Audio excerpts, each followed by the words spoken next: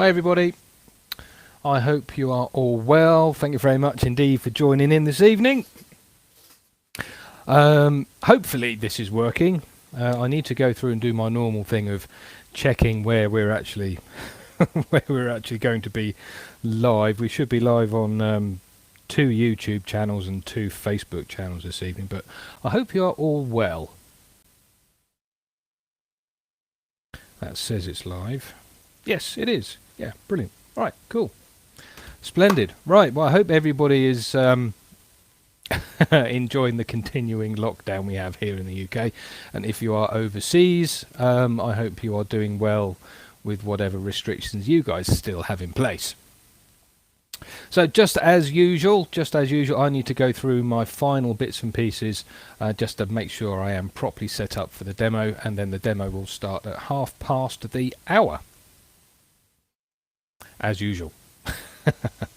Well, when I say usual, you know what I mean. I haven't done a Tuesday night live for a little while, so I do have a special guest with me this evening, as we are going live across four social media channels. So Phil might need to unmute his mic and look pretty, because I'm just about to put him on screen. Well, I can do one of those. Right, there we go. I've got Phil Bolter here this evening, who's going to be acting as a bit of an earworm. Now, I don't normally use an earworm, but there may well be quite a few questions coming across the 4 social media channels, so Phil has kindly stepped in just to keep an eye on the questions for me. So welcome along, Phil. Thank you very much indeed for your time tonight. You're welcome. So there was very little on telly, to be honest, so I might as well watch you. Yeah.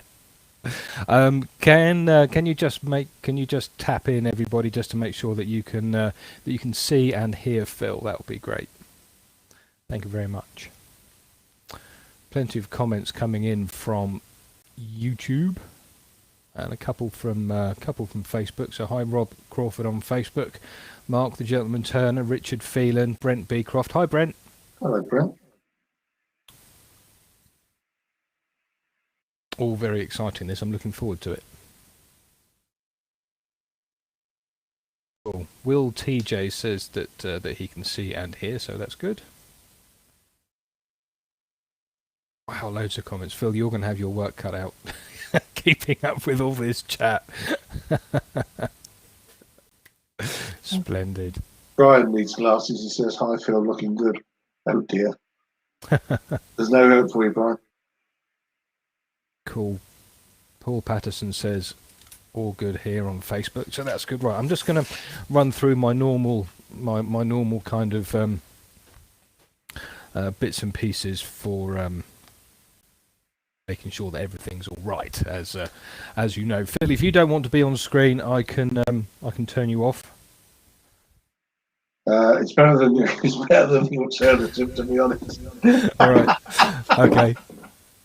We'll just do that. There we go. So people can still hear you, Phil. Okay. Brilliant. Right. So I've just got to run through my normal thing. I can still see all the chat running up there, and it's nice to see loads of you guys, lots and lots of familiar names coming back to join us for another demonstration. I should take Mark's kind words. Mark the Gentleman Woodturner. He says being an earworm is not as easy as it looks. I've got a funny feeling you're right. There's an awful lot of messages flying past at a very fast rate. There are.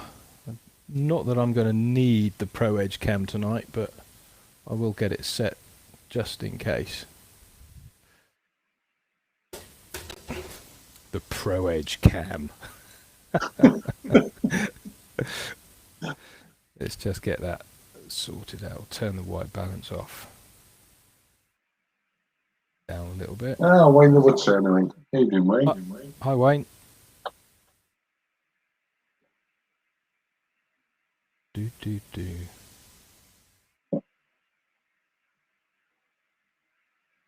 Doubt very much we'll be using that, but it's always better to have it than not. Bench cam is set up. Joseph King. Hi, Joseph. How are you? Mark French, I'm very well, thank you very much. Nice to see you joining in this evening. David Goodwin. Hi, David. He's got his stencils ready already. Fantastic. David Kusick, thank you very much indeed for your super chat. That's very kind of you.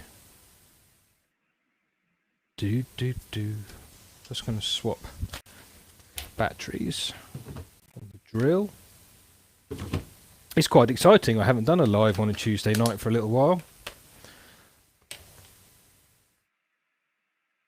I've practiced this demo 1.5 times, so it should be alright, but only once putting the little clock face in.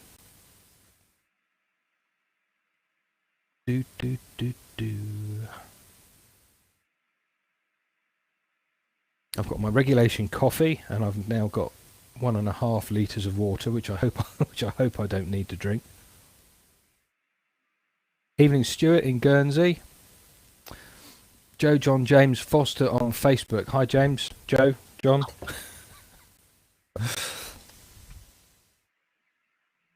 Oh, you're not a bit late. I haven't started yet. Just a basic username Woodturning. The actual demonstration is going to be starting at 1:30. Hi, Steve Ash.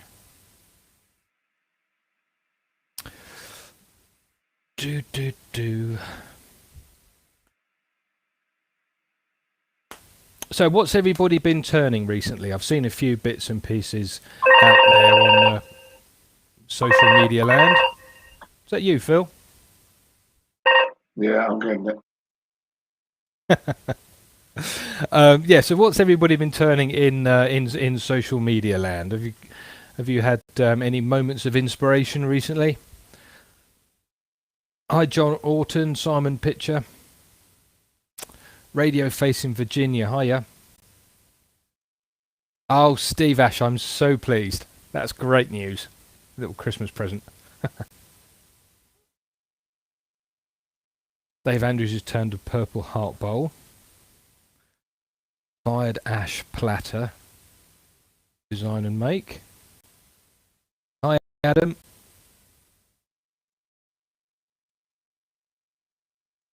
Fantastic line. I'll look forward to seeing that. Black and blue milliput bowl. Super. I turned a lot of hamster bedding. Nice one. John's been doing more gnomes. His gnome stroke gonks are absolutely superb. Rex, I'm glad I'm doing a live one as well. It's been too long, but things have just been unbelievably busy. Here. Chair legs. I should think your chair legs are really good, Stuart. Having seen the thingy you did. Spinning wheel. Zebra wood hollow form. Nice.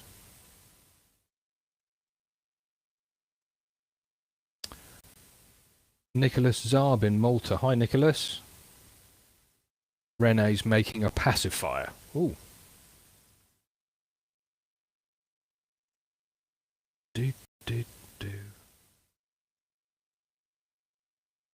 Evening, Matthew on Facebook.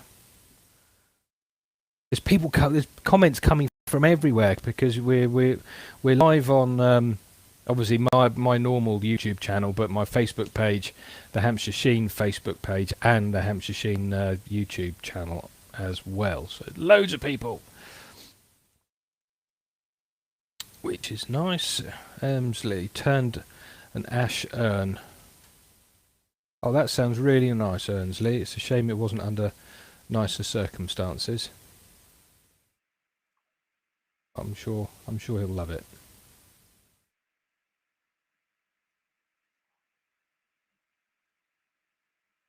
There's a lot of very busy people out there.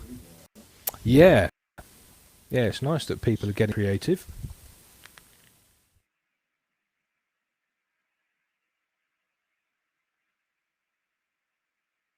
Dave Andrews, thank you very much. Radio Face has got a new lathe coming. What have you got coming, Radio Face? I'm looking for a little craft knife. I appear to have lost it. I'm going to need a craft knife, and there it is. and a paintbrush this evening, I think. Where are the paintbrushes I used the other day? Do. Did I do something really organised and put the paintbrushes away? Wouldn't be like you. No, it wouldn't. Use that one. No, I'll use that one. We'll need a paintbrush. Yes, I'm quite excited about this demo this evening. It's gentleman repaired an old toy truck crane from 1958. Wow, I bet that looks fantastic. They don't make toys like they used to, do they?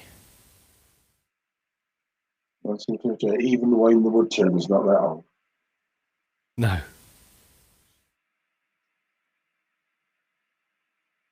Ray's been building a new workshop. Electric's going in this week. Fabulous. Well done, Ray.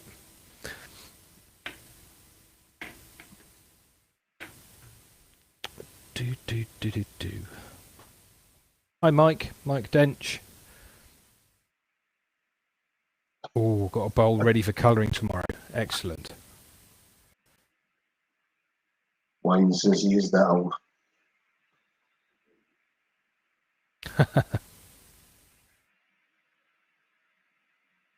Splendid. D.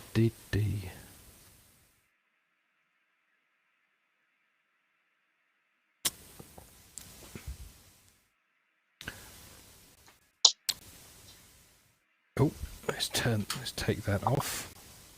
Drive centre, live centre, chuck. One of those. I trust you remembered the wood. Yep, I've got the wood. Got the wood. It's actually quite a small project tonight. It's actually quite small. This bit here. Yeah. I'm not going to show you any more. You'll have to wait and see. And are you going to put the clock to the right time? The clock is at the right time. No, it isn't. I thought the clock was at the right time. I don't know what time is it, Phil? It's 16 minutes past 7.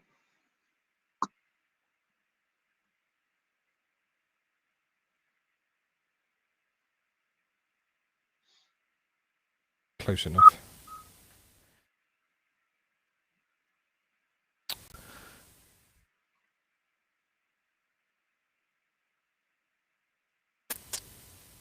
London, Ontario's got some snow. Cool. We haven't had enough snow here in the UK, in my opinion.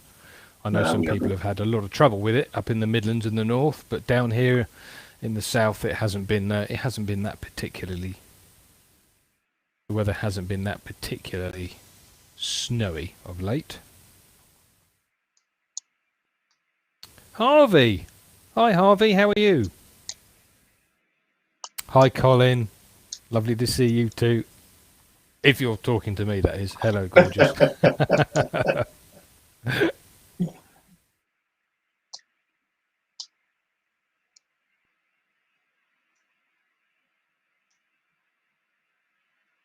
Wayne's had no snow at all. That's quite crazy. Pyrenees is warm. It is, isn't it?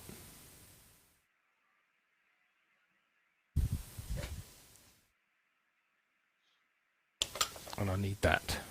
I was cold, minus 19.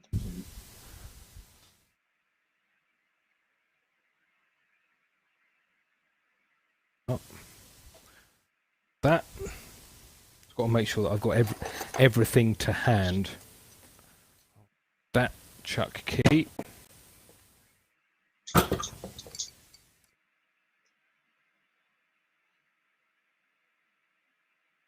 Why do I get nervous about these demos? It's silly, isn't it, really?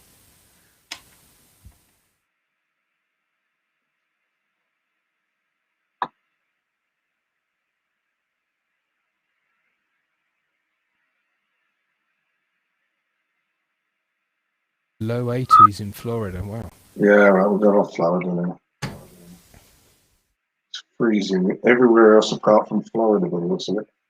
Mm. My niece lives in Florida. She's probably warm.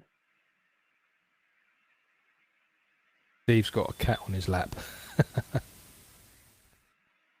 I am excited. I am quite excited, Stephen Rickett. Yes, I am. I am quite excited. Although I've done this 1.5 times. I've only actually practiced it once with putting the clock in. So we'll see.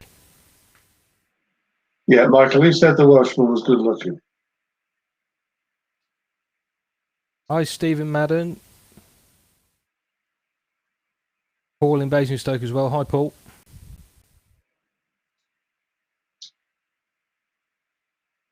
I am quite eager to start, Stephen. Yes, and I have had.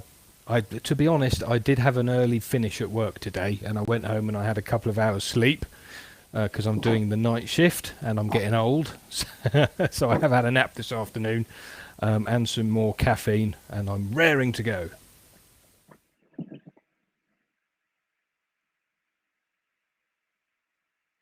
Hi, Matt. Jonathan Ash, is that a new belt on the sharpener? No, it's not.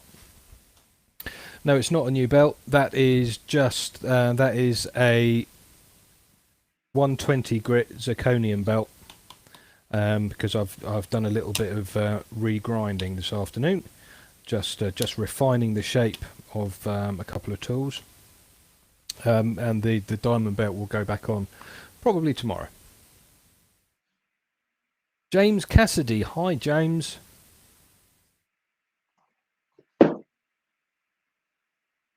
Do.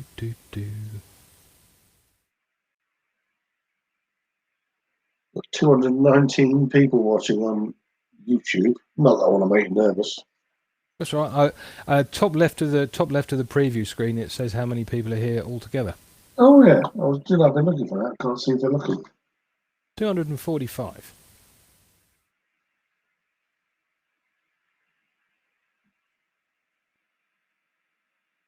Paul Howard, yeah, the fly on the wall the other day. That the music that I stream on the fly in the wall stuff, I stream under license from a company called Epidemic Sound, and there's loads of artists on there across all sorts of different genres.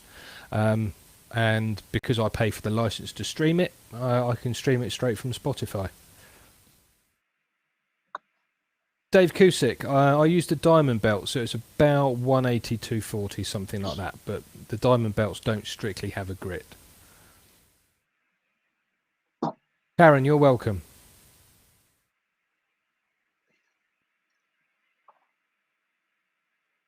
Do.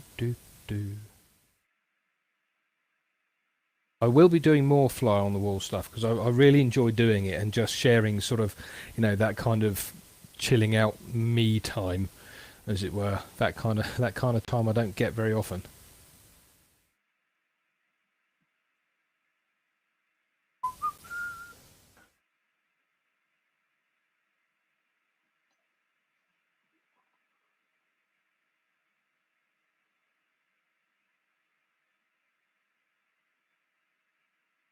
See you tomorrow, Lionel.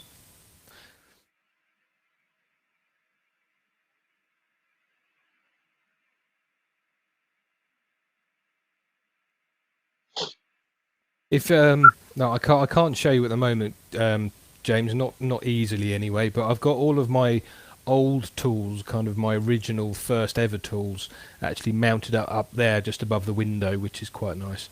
And Stuart, yes, I was dad dancing because that particular song called Witchcraft is just brilliant.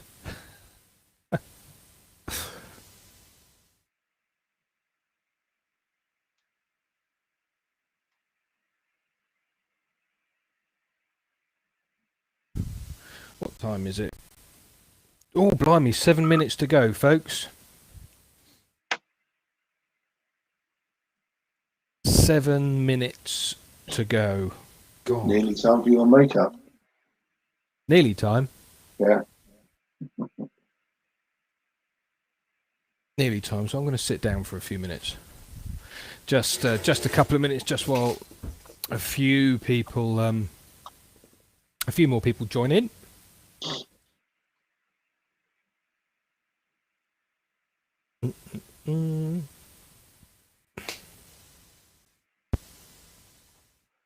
That's good to know, David. David Kusick.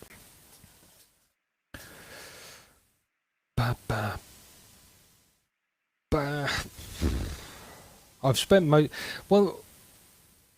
One thing I do when I plan one of these live demonstrations, I spend most of the day of the demo and probably even the day before or the day before that actually thinking about obviously the process that I need to go through and also what to say. So this evening after I woke up from my slumber when I had a nap this afternoon, I was actually going through in my head what I need to say and when, and just double checking that I've got the process absolutely right in my head. Because obviously I don't want to mess it up. And obviously I need to make it not as short as possible, but as concise as possible. So that's what I do before a demo, and then I get up here at least an hour beforehand just to chill out, settle down a little bit on the run up to it, and then start the stream, as you know, half an hour beforehand, double check that everything is correct before we get going. Paul Straker, is there a tour video of the new workshop? No, there isn't, Paul, because it's not very big, isn't it? I could probably do one right at the end of tonight, if there's time. So I could probably do something about that later on if we don't finish too late. We shouldn't do, because the project itself isn't particularly complex this evening. There's a couple of little bits of technical stuff in it.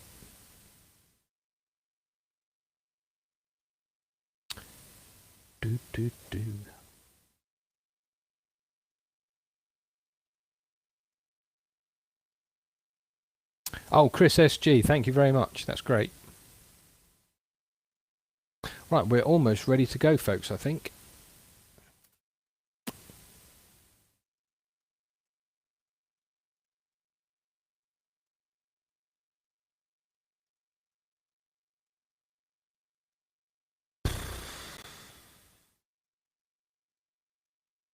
Mark Richardson, yeah, we're going to be using at least one, maybe two of the kanji symbols tonight, which I'm looking forward to. They're my favourite. I like those. Hi, David, the guy that Woodturns. Nice to see you. Thank you for coming along.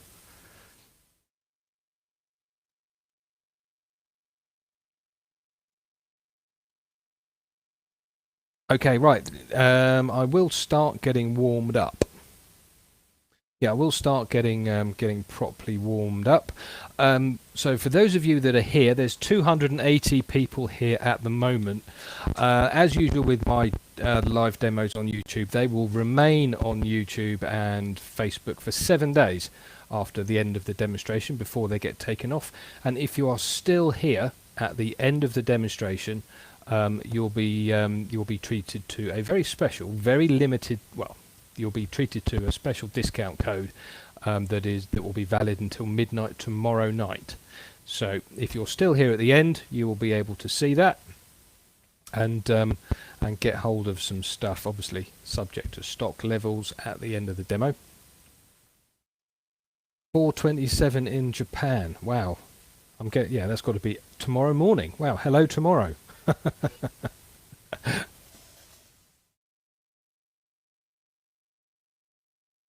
Right. Okay. Now, something new to my demos is a little bit of a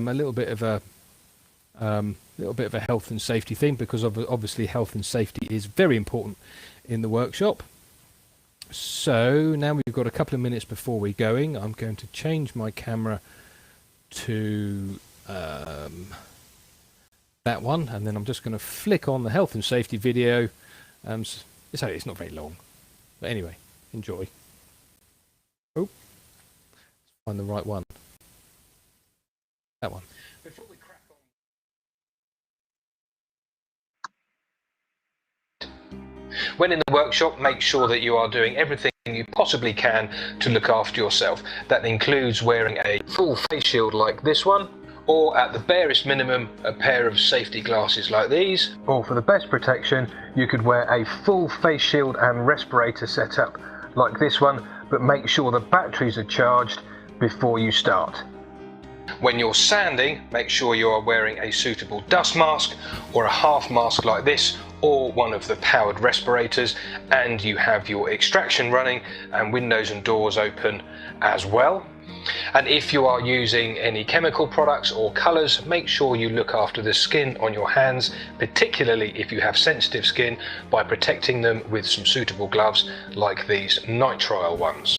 And finally, make sure that you follow the manufacturer's instructions for the lathe, any tools that you use, and any other products that you apply to your piece. That's it. Please do enjoy the demonstration and have fun and be safe in your workshops. Okay, right, there we go. Welcome along, everybody. I trust you can still hear me. Let's get going with the demo, shall we? Right, I do need to make a very quick introduction to a compatriot this evening. So wake up, Phil. For those of you that have joined a little bit later than when we started, as I'm going live this evening across 4 different social media platforms, I have asked Phil to come along just to join me, just to pass on any questions that appear in the chat, which is whizzing by at the moment.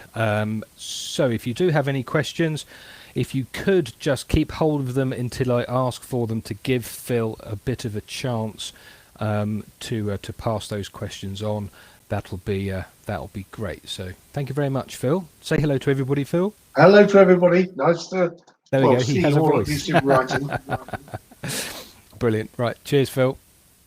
Super. Right. Let's crack on with the demo now. How can I describe this demo? As per the description on Facebook and YouTube, it's a double-sided sort of medallion, which is mounted in a really nice sort of crescent shape, museum standard mounting caliper. Let me just show you what I mean. Let's move those two. So for those of you who might have seen this on social media recently, I've got some of these mounting calipers, which I brought in. Crescent shaped, they're about 9 inches tall. They're really nice, and the original piece I turned is this one. It's quite small. It's about 110 millimeters across, so it's about 4 inches or so, something like that. And I've stenciled on there a kanji symbol and also a damask flourish from the new Hampshire Sheen range of stencils, and then on the back I've just put some tiger stripes, and then that sits in there, and then when it stands up it looks absolutely super. But I thought it would be really nice if we could actually turn this medallion into something a little bit more special. So what we're going to do this evening is we're actually going to be turning a similar size medallion, a similar size piece, but we're going to turn it off center, and then we're going to put a little 50mm clock face in there, which will turn the ornament into something that does actually have some kind of practicality. It's not just looking pretty, it tells the time. And then this, well, as it's off center, it gives us a little bit of space over here that we can put some decoration on, and of course we've got the back too. So that's what we're going to do.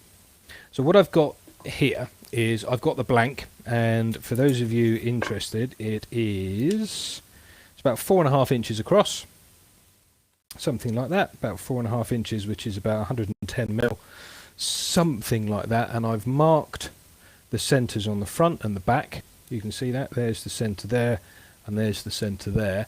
But I have also marked the second center, which is here. So this is going to be the off-center mark number 2, and that line there is roughly the diameter, sorry, roughly the radius of the recess we need in order to put the clock face in. Okay.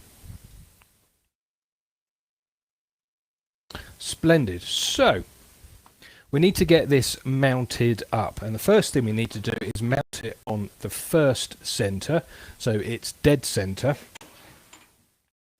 using the original marks. So there's the one mark there, and I've got a nice spur drive here, nice and wide. It's about 1.5 inches, I think, that one.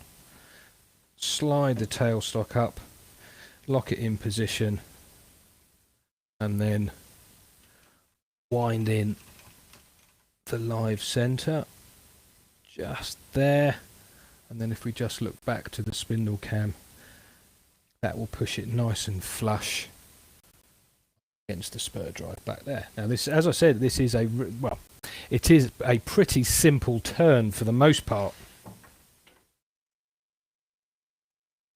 And just get the tool rest up to the right height and find my glasses. So I had my glasses a minute ago. There they are.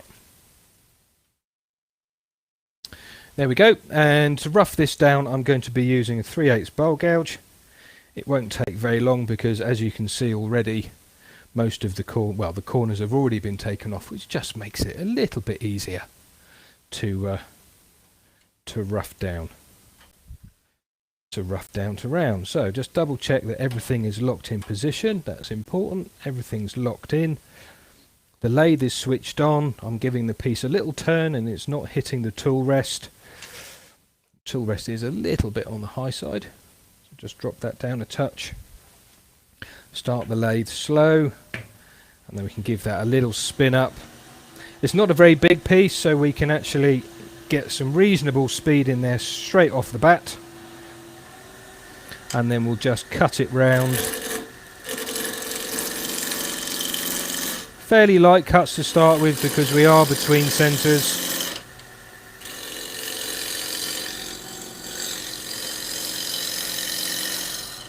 We'll just go overhead for a sec.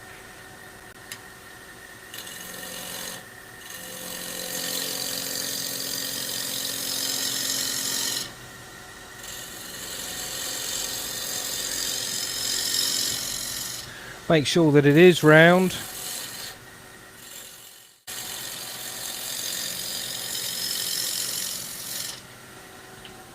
Okay. Just going to check that it's round. Yeah, that looks okay to me. That looks good. Nice and square. What wood are you using, Martin? Oh, sorry, I completely forgot to mention. It's maple.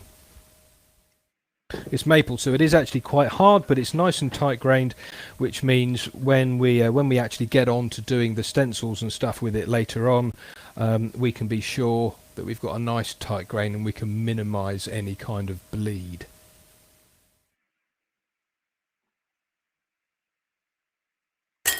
Right, now because the piece is going to be turned off centre in a minute, I want to make sure that the outside here, so obviously the outside of the piece is sanded now, because when we start turning off centre, it's all going to be running round all kind of wonky. So I need to get this sanded down first.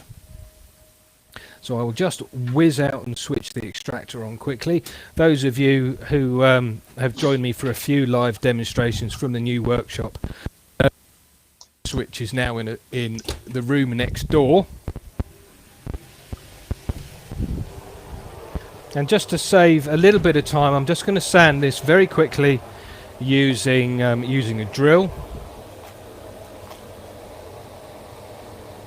And I just need to slip my mask on as well, because that's important, obviously.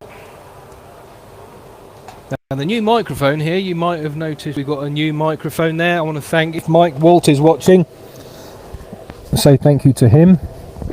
Now the mic is right inside the mask with me, so that should sound okay. Phil, does it sound okay? Yeah, you're fine. Good. Okay, so I'm just going to sand this down fairly quick. Get the tool rest out of the way. Use your drill for speed.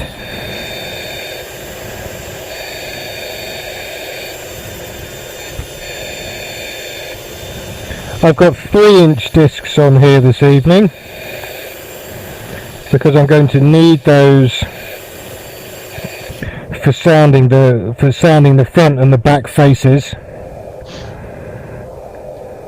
Just do a little bit more with the 120.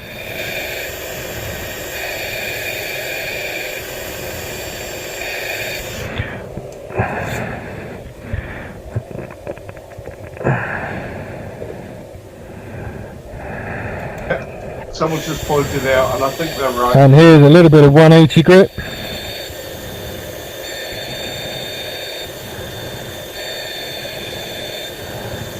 Shouldn't need too much sanding.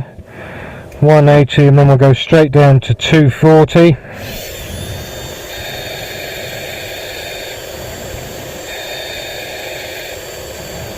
There we go, there's a little bit of 240 done there.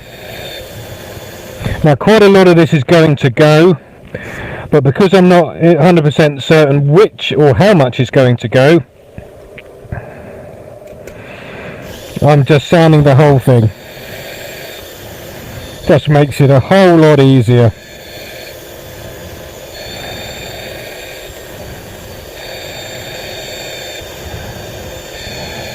Oop. There we go.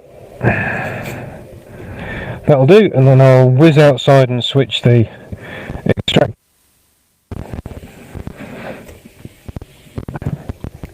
Someone's just pointed out that you're just sounding a little bit Darth Vader-ish, but not too bad. Can't hear you. There we go. Oh, there you go. It'll be interesting to listen to that back later on, because obviously you can't hear the extractor at all then. But I dare say I sound rather Darth Vader-y. Okay, so that's the outside done. That's the rim of the piece done. But now I need to move on to the off-center position.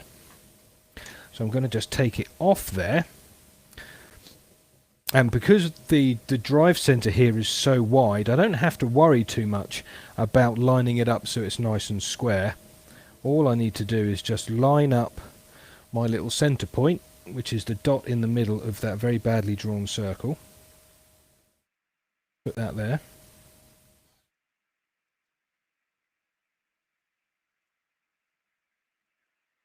Is that about 1.5 inch thick, that blank, Martin?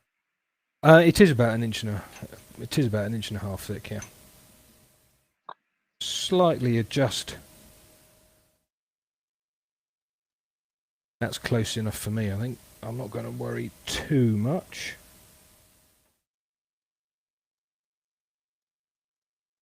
I'm just turning it around just to make sure that it is still...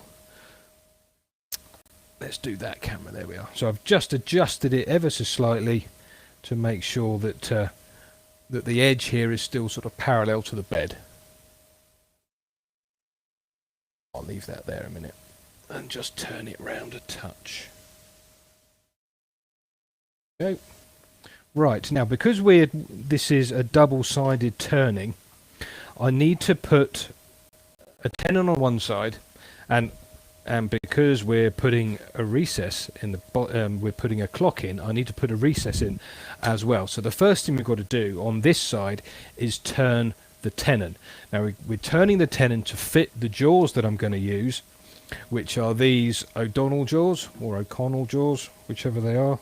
O'Donnell, there we are. O'Donnell, one or the other. They're fairly small, so I need to turn a fairly small dovetail recess to fit in these jaws.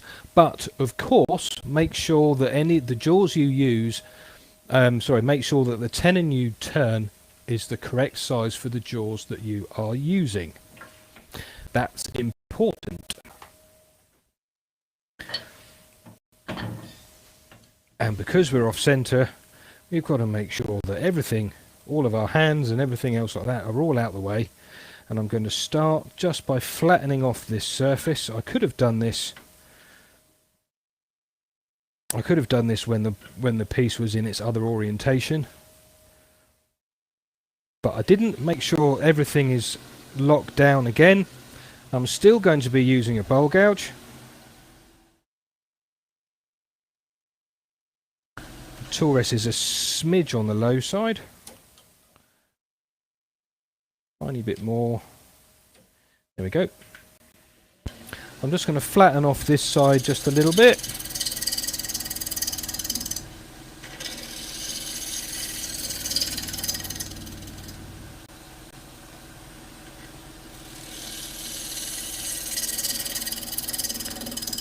It's important that you keep your tool presentation, or it's important that you keep the tool presented as nicely as possible,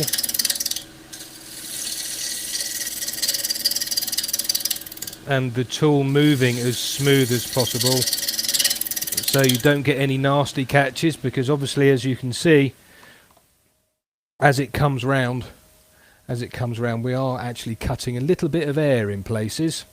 Not a lot, but just enough to possibly cause us a little bit of concern. Now, right, now I need to turn the tenon, which I forgot to mark off, but that's not going to worry me too much. It's about that big. I do have a set of calipers set to the correct diameter. And to do that, I'm going to use mainly the bowl gouge, just to take off as much as I think I need. If we go overhead, you can see that I'm keeping my hand well away from the spinning work. Now, when we reverse mount this,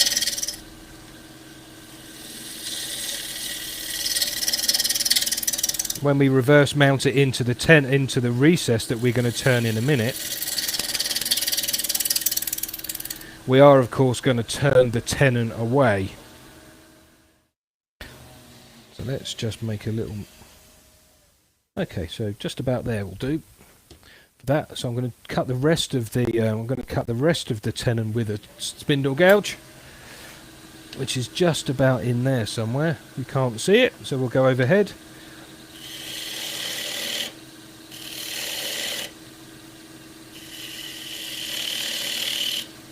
Now these jaws only require a very small tenon. I'll just check that with the calipers. It's a little bit on the big side at the moment. Get that tool rest up just the last few millimeters before it starts scraping on the bottom of the live centre.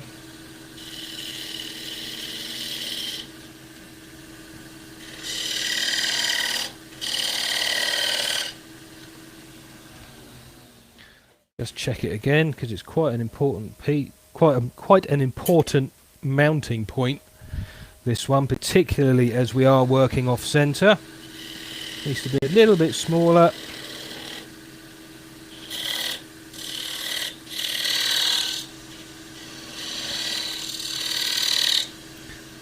Little dovetail on there, I think you can see, and that's good. Okay. Right, and I've got a nice flat surface. I've got a nice flat surface just here for the top of the jaws to sit on, so that's grand. I might be able to smooth that off just a little bit. Yes, Phil? Ben's asking about your live centre. It's quite large and looking quite unusual. Is that to give you an extra bit of space? Well, it's a live centre, so there's bearings in there, and it's an Axminster one, so it's proper sturdy. Okay. And it's got threads on the top as well that you can see, so we can fit some other accessories and stuff on there. There we are. Just made sure that that's nice and tight. And now I don't want this piece to be too kind of lopsided, even though it is off center. So I'm going to take a little bit off. I'm going to take a little bit more off here, just so this part is not quite as, or it's a little bit thicker than that. It's a bit too chunky at the moment. So I need to take a little bit more off, kind of there-ish, but we'll worry about that a little bit more later. But doing it now is not going to do me any harm.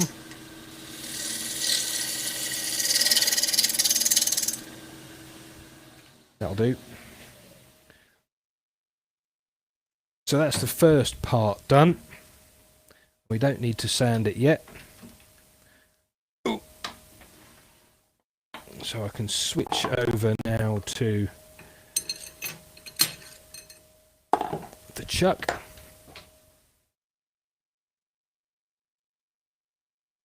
You don't have to use O'Donnell jaws like this. You can get smaller jaws for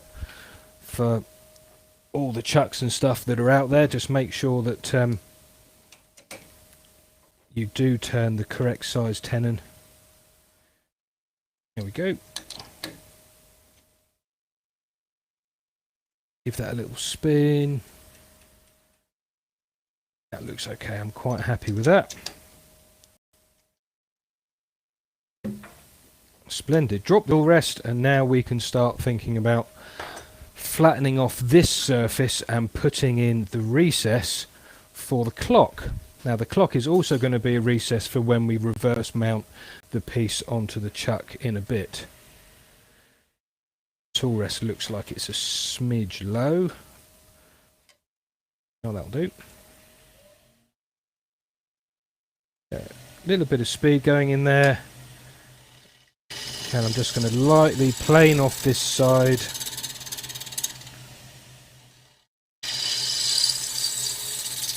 Now I'm being very careful with my tool presentation because, as you can see, we are actually cutting air in here, as it's known.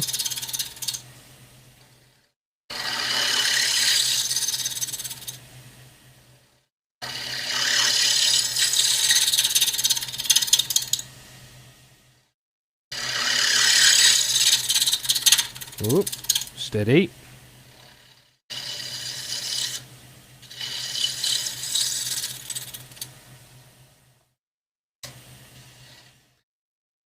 Get a little bit more speed running through it. That'll help a touch. Now this is running fairly quickly now. It's at 1200 RPM. And it's okay to turn this piece off center that quickly because it's pretty small.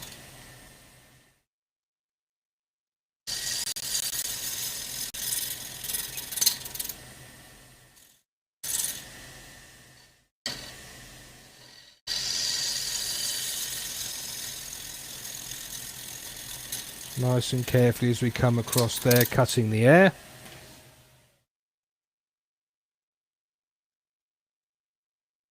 There we are, that's quite nice. I can go a little bit thinner.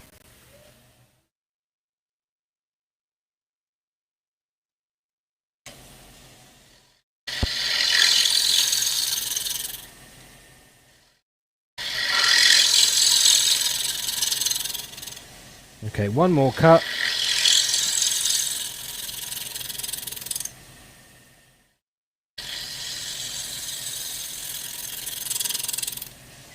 There we are, that'll do. And even though we've been cutting, even though we're off center, we've got a really nice surface there. And now I need to mark where I need the recess to be. Now I'm going to double check this with a set of calipers, but I'm going to put a pencil mark on first at 23 millimeters. Oop. Careful.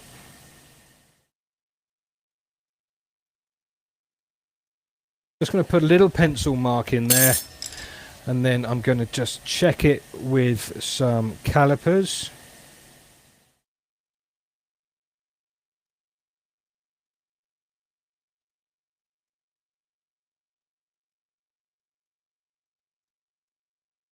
Just there. Now I only get one shot at this. So I wasn't quite accurate with the pencil line, which is okay. But it did at least give me a reasonable it did at least give me a reasonable guess. Now, the jaws I'm using here do require a very small recess, but of course I do need to also make sure that the recess is deep enough to accept the clock face. This is a 50mm gold bezel clock face, fairly small, very nice, and a perfect size for what we're going to be doing this evening. So I need to make sure that it is the right depth and still have it fit on the chuck, which in practice I know it does. So I'm going to keep the clock over with me, so as we go down and put the recess in, I can double check its diameter, of course, and also the depth. Does anybody have any questions? We'll just do a little stop there just before I do this bit. Quiet at the moment. You had the questions about what sort of wood it was, the live centre. Okay. How thick it was. Apart from that, what's coming up? Nothing. No. That quiet. Okay. Well, there is about a 10-second delay, so I've asked for questions, so we'll see if anything comes up. You've got Emma Cook in the room, by the way. Emma! Hi, Emma. How are you doing? I think she was hoping you were going to turn the gonk or something.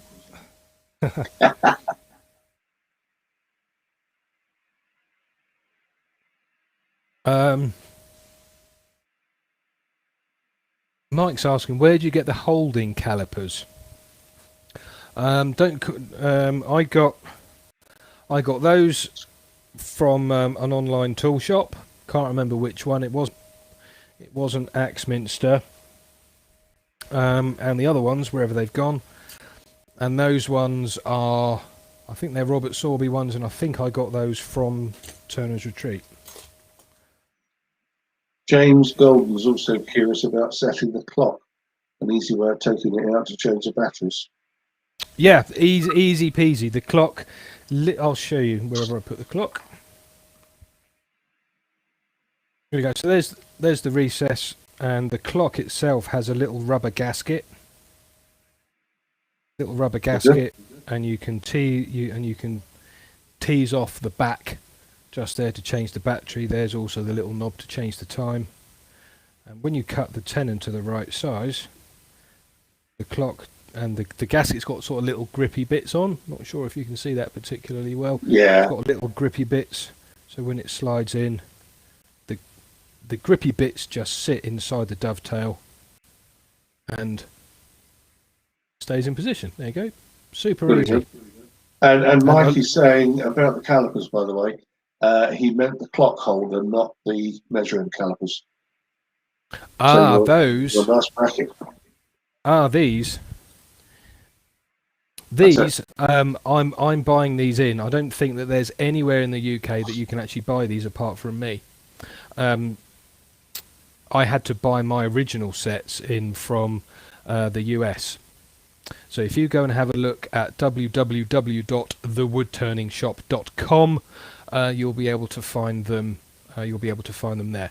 Now these are about 9 inches tall from top to bottom, and there's the other information there on the website there too. I've only got 19 of them at the moment. No, sorry, 18, because we sold one earlier.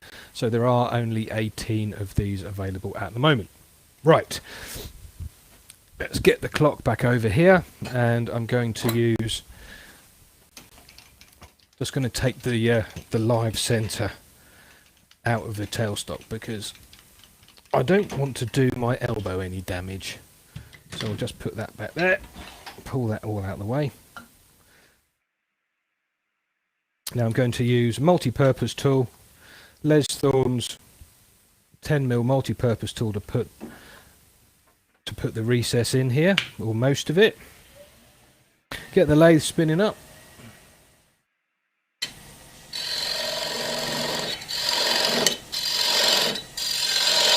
And I'm going to take this out just inside of the caliper line. Not sure you can see the caliper line particularly well.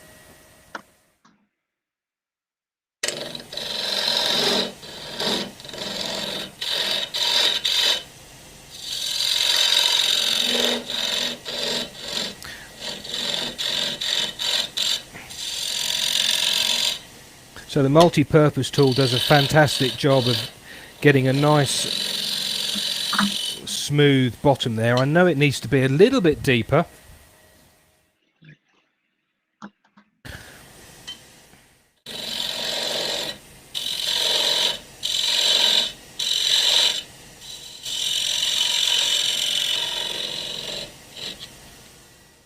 There we are, and I'll just stop the lathe just there.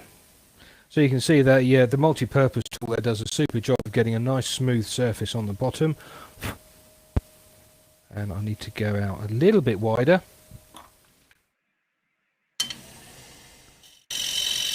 Let's just take that out a hair's breadth and start to put the dovetail on. All I'm worrying about at the moment is the diameter. Still need to go out a little bit wider.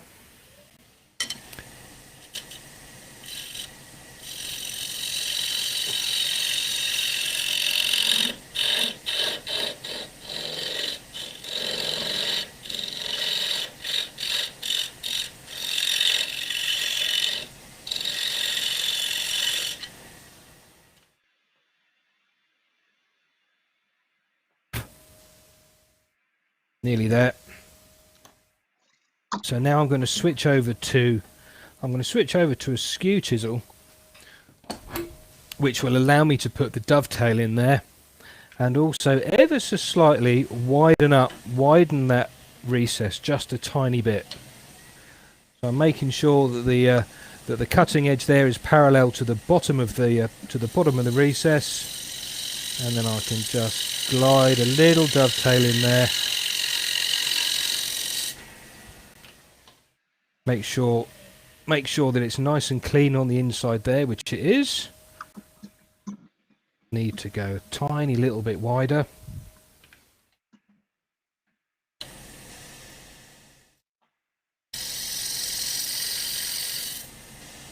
Little bit wider.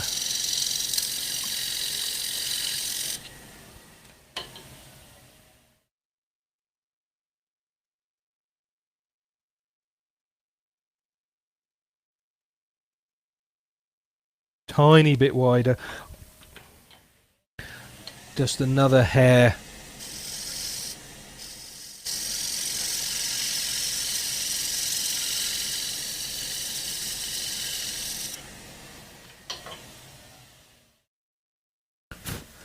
And that should be bang on. Yeah, I think that'll do. But I now need to take a little bit out the bottom.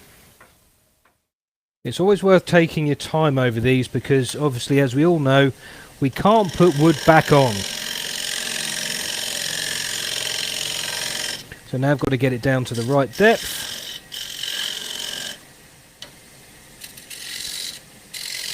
Get it down to the right depth without taking any more off the surface diameter.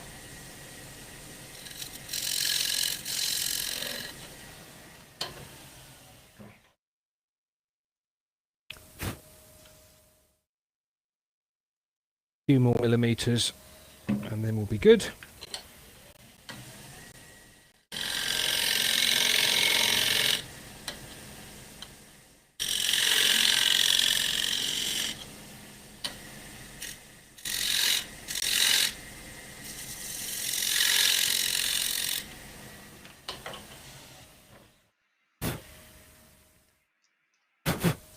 Sorry if you've got an earful of my breath just then.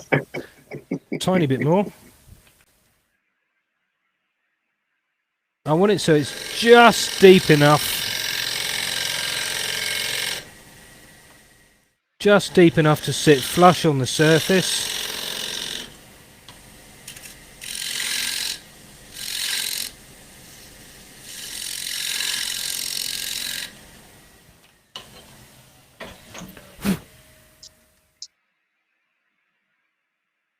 Smidge more.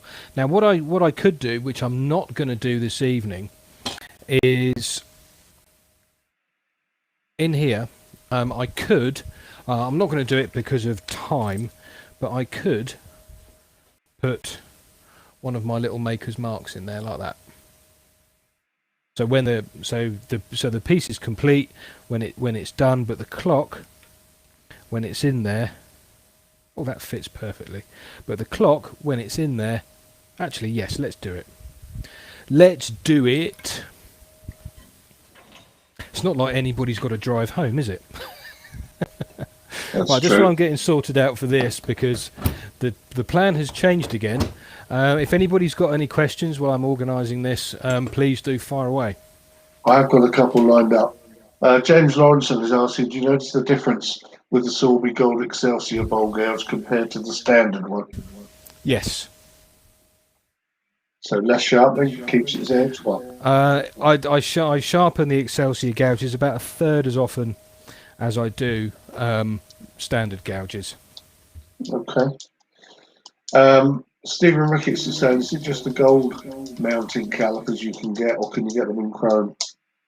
I can get them in chrome, but I'm only bringing in gold at the moment. Okay.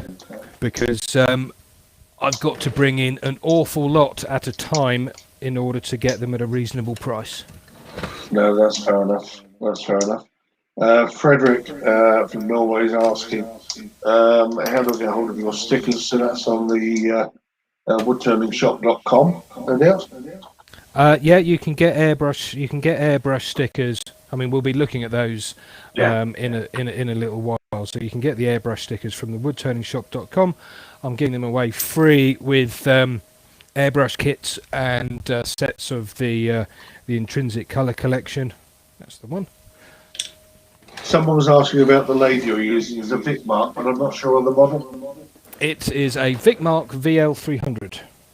Okay. And it is a super, super, super lathe. Will you be giving the pricing later for the stickers of the mountain kit? I'm giving the stickers away free with the with intrinsic colours and airbrush kits, or airbrush bits and pieces.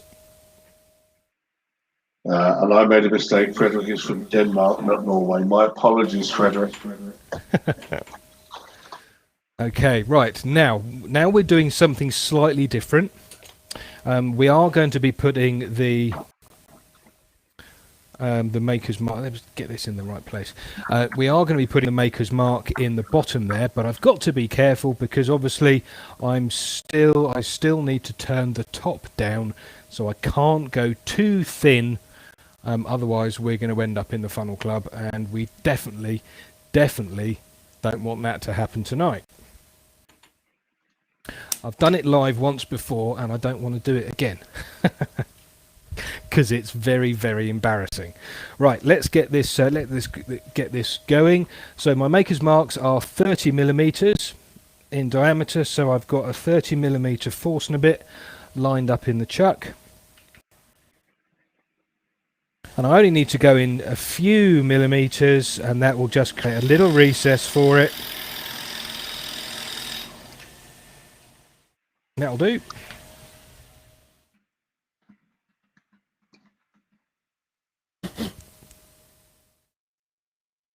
Okay, that's pretty good. Les Thorne says, please can you go through, just for him. Oh, hi Les.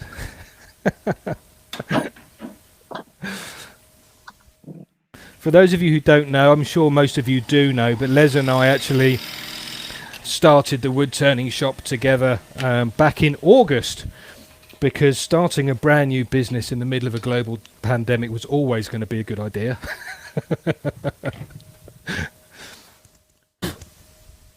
Okay, let's just test fit that.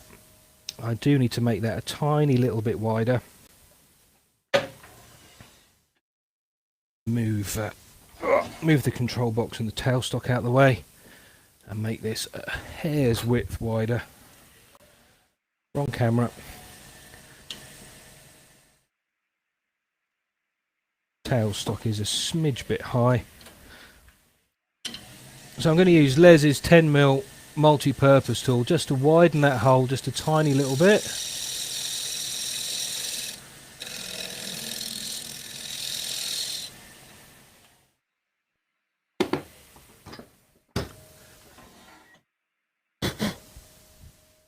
Are you getting a big blast of air when I do that, Phil? No, it's not too bad. Okay, good. So that's just below the surface. Oh, I'll get another one. I dropped it. Okay, so that fits in there like that. That fits in there like that. Super job. Look at that. Now I need to sand this surface. Can't get that out now.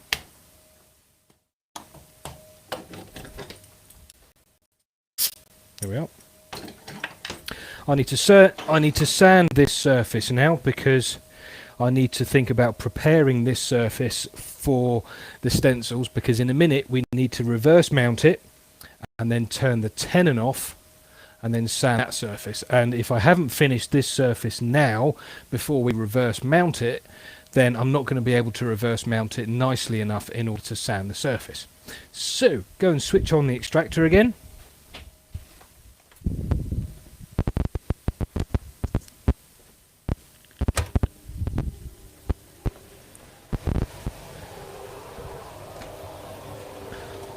My Darth Vader mask on.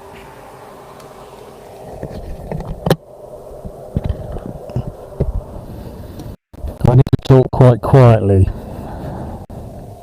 Yeah, that's very loud. Right, so I'm going to start at 180 grit. Slow it down a little. And I'm using a 3-inch disc.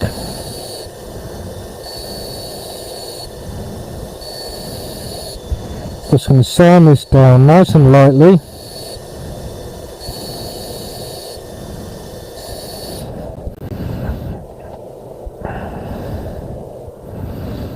And check that we're getting everything, that's really important.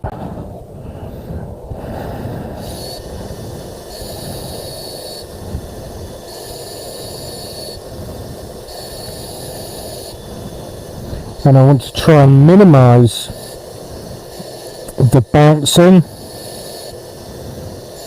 Okay, I don't want to curve this surface over too much.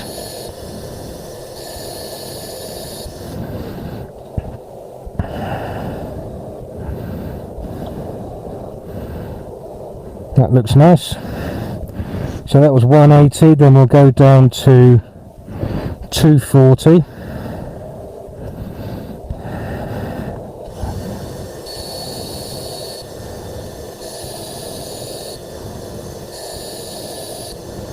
Talk amongst yourselves just while I'm doing this bit. I know it's not particularly interesting watching a guy doing some sanding, but it needs to be done.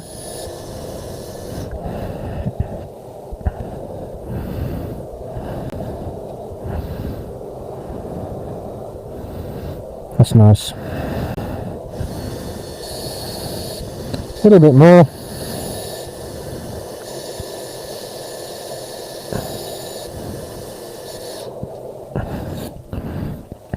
That's 240 and then 320.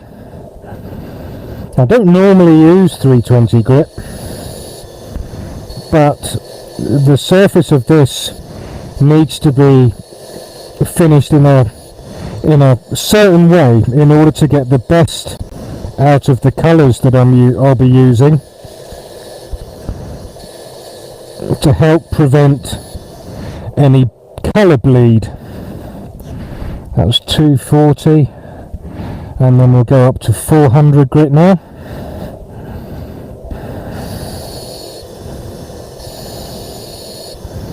And I'm going to spend a little bit of time on the 400 grit because I haven't got any 600. I don't think. I'll have to have a look. But I'll explain the sanding to you in just a moment when I'm not sounding like Darth Vader, because I don't know how I sound through this.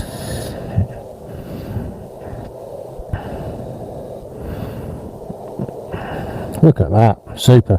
I will just double check to see if I've got any 600 grit in 3-inch.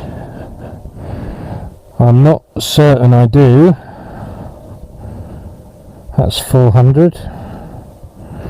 That's 240. That's 180.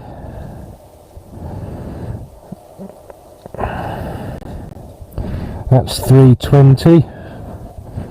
I thought I might have had a little bit, and it is only a little bit that I need after all. If I haven't got it, I haven't got it.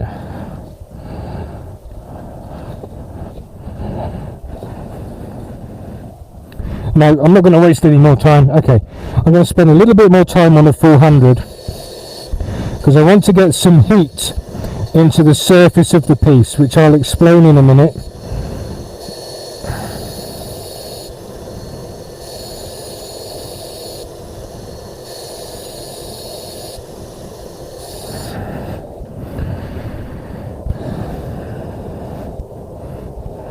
There we are. Just going to check that the clock still fits. Super. Right, extractor off.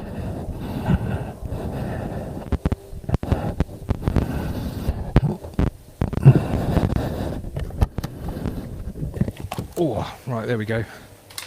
That's better. Right, now I'm sanding this down in a slightly different way to the way that I do normally. Those of you who follow me and have seen my other colour technique where I apply the colours by hand, you'll know that I normally only sand down to 400 grit. That's because when we sand down to 400 grit, we still have open pores and stuff in the wood that allows the colour to be absorbed into the piece. But because we're using airbrushes and stencils tonight, what we need to be doing is making sure that that wood is as sealed as possible before we start using any colour. Because if you get any bleed underneath the stencils, it can actually spoil the look of it.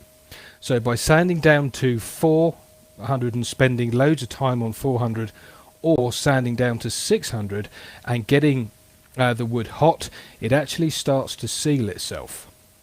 And I prefer doing it that way than actually applying a sealer before putting the colours on. So that should now be good enough for the stencils to go on the top. Now we can reverse mount it. And are there any questions at all? Just on that last bit. Yeah. Harvey Klein was saying, is the surface flat or a bit of a crown? It's ever so slightly crowned, ever so slightly. Okay, and a sort of a standard question from Thomas. Where can I buy my own watermarks? You buy them on the web, didn't you? Buy your own what? Watermarks. Maker's Mark. Maker's Marks. I bought mine from a company called Awesome Merchandise. So if you head over to awesomemerchandise.com, in fact, if you even if you look at my YouTube channel, I give there is a video on where I get them from, and you can have a closer look at them on there. So have a look at my YouTube channel, you'll be able to find that there. And I think the video is imaginatively called "Where Do I Get My Maker's Marks?" Andy Harris has just asked, is the sealing due to the fine grit or the heat generated? Both. You get more heat with the finer grit because you've got a greater surface area.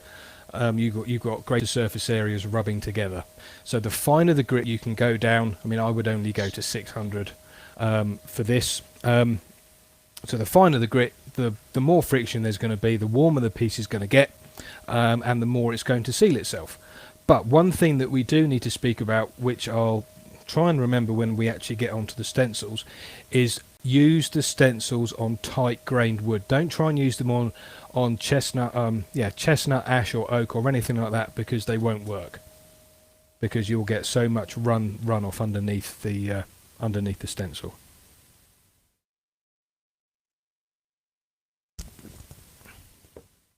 Right, so the piece is now reverse mounted, as you can see. And now we've just got to turn the tenon off.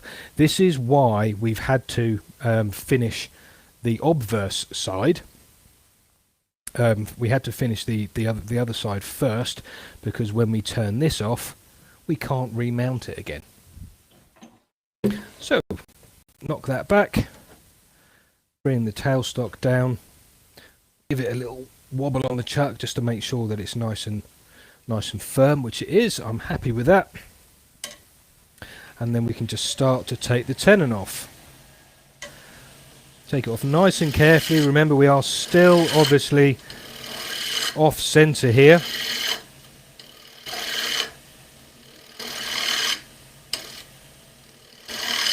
Tool rest is a smidge high, so I'll just drop that down a tiny bit.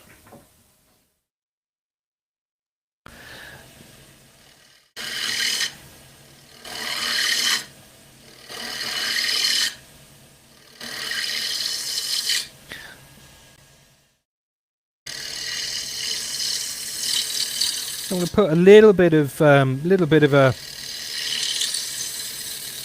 sort of a wave on here. I think I'm going to leave the off-center part slightly raised, and then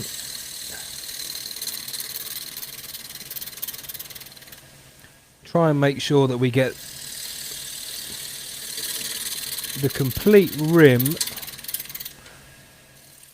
as even as we possibly can.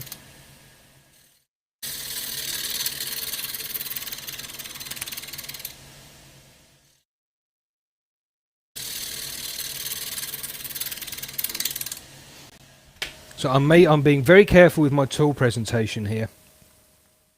I don't want to take that down too much more, because I'm going to say it again, you know, we are cutting air for quite a lot of this. If I slow the lathe right down, slow it down even more, even more, even more, even more. There we go. So as we come across here, we're cutting solid wood all the way round, solid wood, solid wood, solid wood, solid wood, solid wood, and then when we get to about here, we actually start to cut fresh air, and then the further out in the cut we go, the more air we're cutting before the piece comes round. So it's really important that when we're moving the tool, once we're cutting wood in this position here, you can see we're just cutting a little bit. When I come out, I'm only cutting the wood just a little bit, and the tool remains in exactly the same position and orientation throughout the cut. That is a very good visualization. That's the best I've ever seen. Thank you very much, Phil. If we look at it from over here, so solid wood, solid wood, solid wood. There's a cut, move out. There's a cut, move out. There's a cut, move out. You see the shavings coming off there? Yeah. There we go. Right, speed that up a little bit.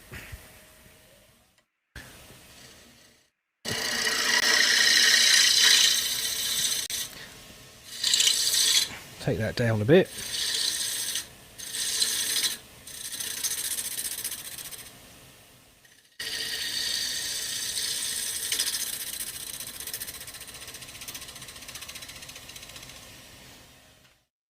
I'm not going to spend ages and ages and ages on it, but you need to make sure that when you're cutting this, when you're cutting it down, your thin edge, as it were, your thin edge is no thinner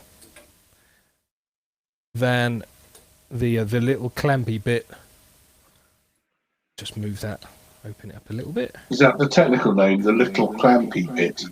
Yeah, the little clampy bit on the caliper. Little clampy bit just there. It's no narrower than the little clampy bit. Okay. Alan Mackay is actually asking, do you know what that set of calipers is made out of? Obviously pure not gold. Pure gold. You know, you buy if you buy it, you may well be buying it from me. So it's proper gold. No, I think it's brass or some kind of alloy. So there we go. Just make sure that the narrow piece isn't any narrower than the top or the bottom clamp. They're exactly the same size. Take that off. Now I need to sand this bit, and then we can start working on the proper creative bit of using the stencils. Okay, right, get your questions ready, because I need to do a little bit of setting up after I've sanded this off. I won't talk much whilst I'm sanding it, I'll just get it done, but I will be sanding down to 400, the same as we did earlier. Mask. There it is.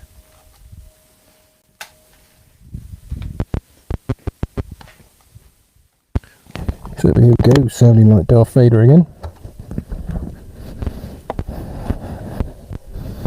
Do do do.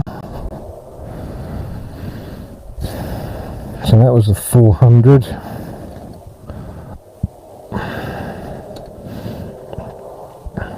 Switch the fan on again.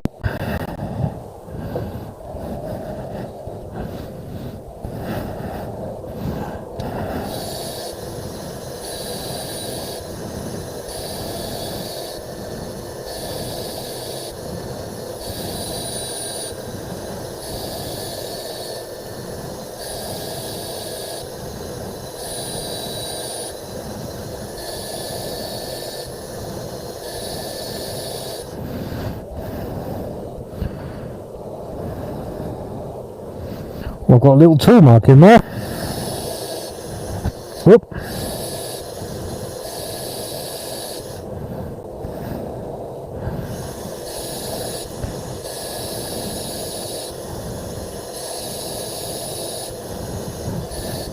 Smooth that tool mark out to make it look like it was deliberate.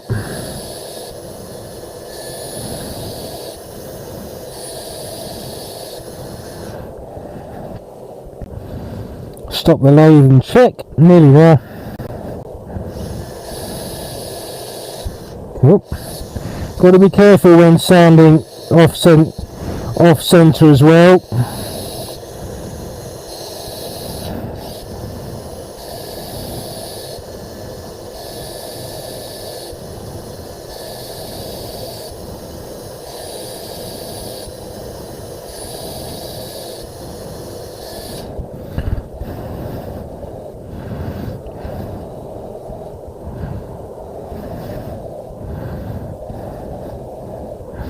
A little bit more.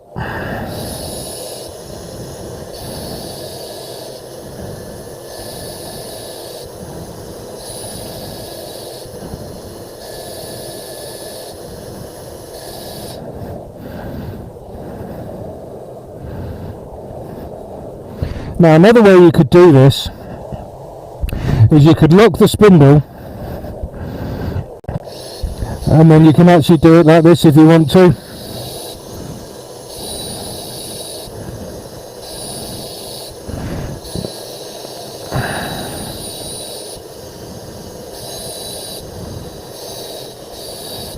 If you're not sure about the best way to do it, or if you're a little bit nervous about sanding an off-center piece, you can do it with the lathe stationary, but just make sure you've got a nice even surface when you're doing it.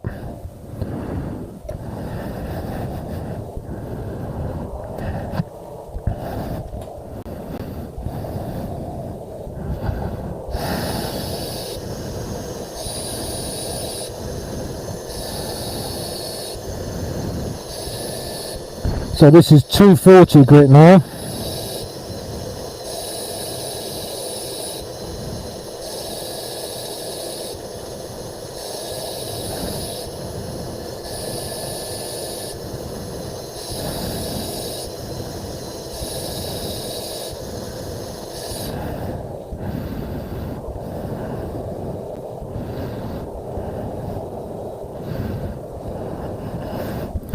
I'll do 240, and then we'll do 320 as well.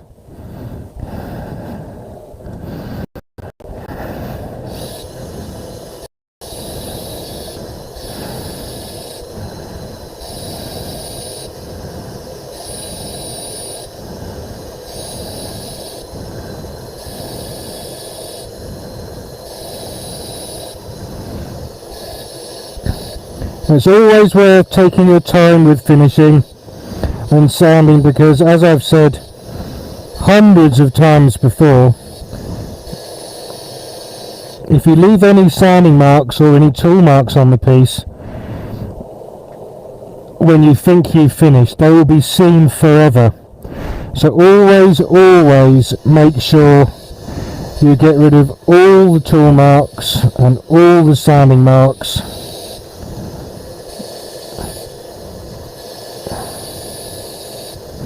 So you end up with a super smooth surface. So that was 320, and then we'll go with 400.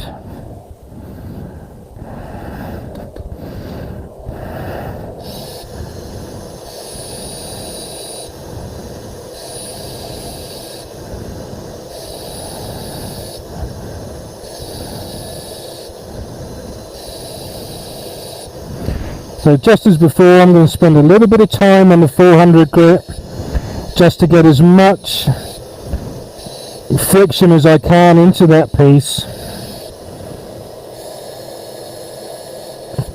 so it seals itself and I don't have to worry about putting on any sealer when we apply the colours. Now I can just see around the edge here that I'm missing this very edge here. It's not quite the same colour. So I'm going to stop there. I'm going to put the spindle lock on and just sand up there manually, just so I know that it's done. Turn it around a little bit more.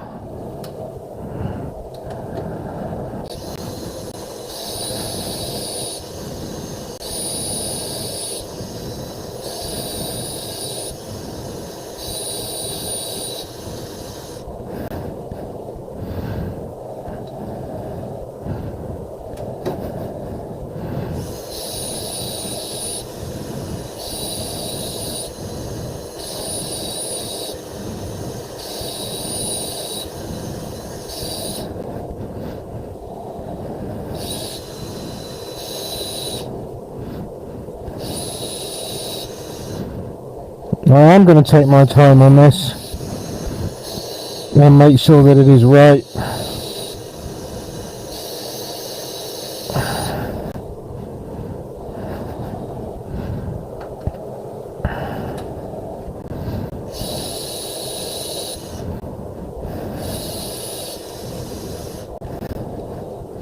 There we are, that'll do.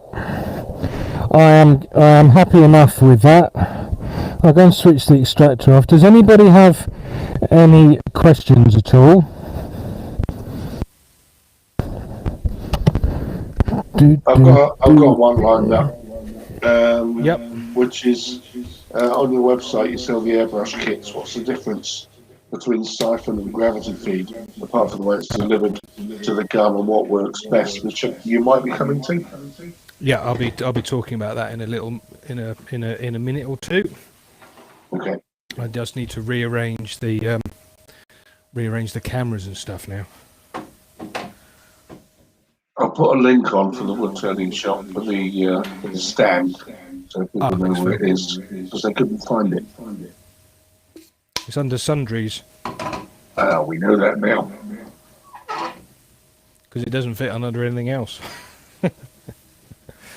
Right, okay. Now I do need to just rearrange the cameras for a minute or two. So do keep asking questions, and Phil will be able to pass them over for me, or for me. Would maple take your intrinsic colours as well as sycamore? We'll find out in a minute. But in answer to your question, yes, they do. Yes, it does. Maple is an absolutely gorgeous wood to work with.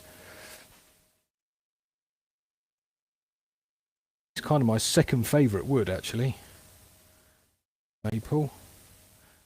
I'll bring that up a little bit higher.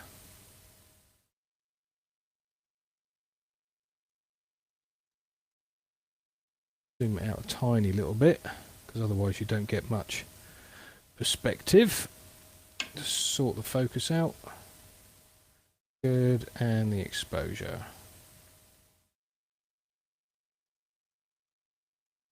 That looks nice, doesn't it?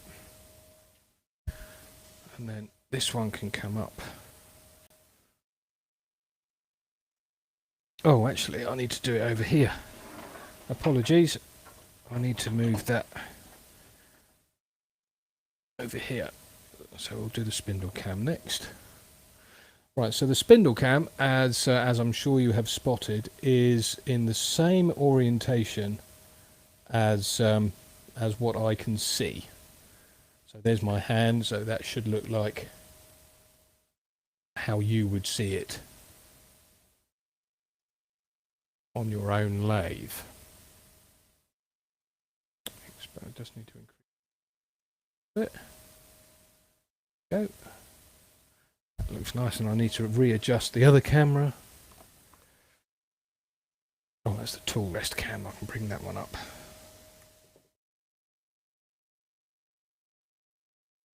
Anybody got any questions there?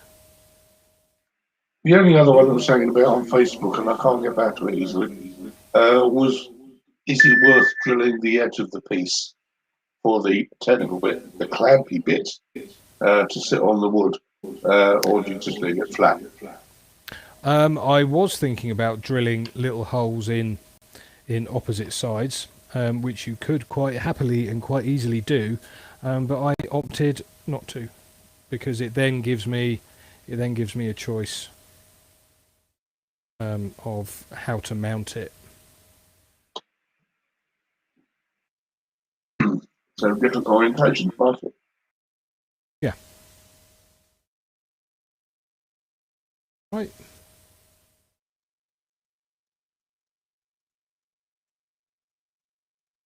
Is this one all right for you? Is that suitably close? Yes, good. Cool. Splendid. Jolly D. Right. I'm going to have a little mouthful of coffee.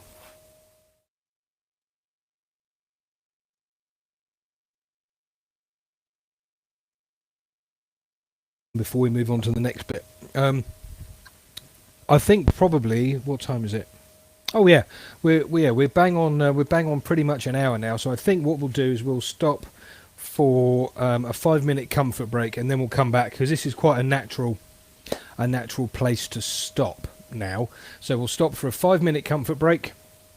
I currently make it 8:36 here in the UK. So if we come back at 8:40, something like that, then we will crack on, because a little comfort break I don't think would do any hurt. Would do any hurt? Would do any harm? Certainly won't do me any harm, because I need to be able to string a sentence together. Right, so I'm going to mute my microphone and let's pop outside. It's quite warm now. Likewise. All right, see you in a minute. See you in a sec.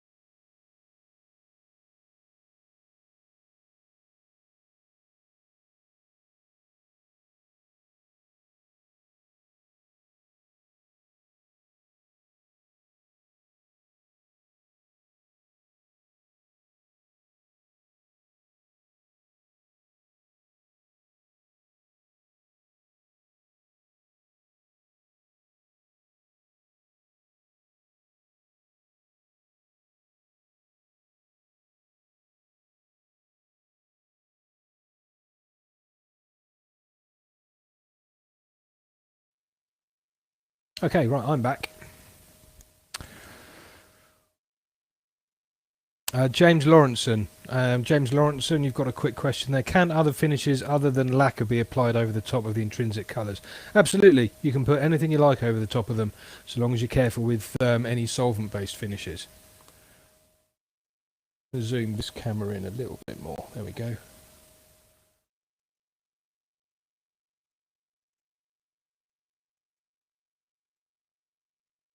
That proper Blue Peter hand model as well. Look at that.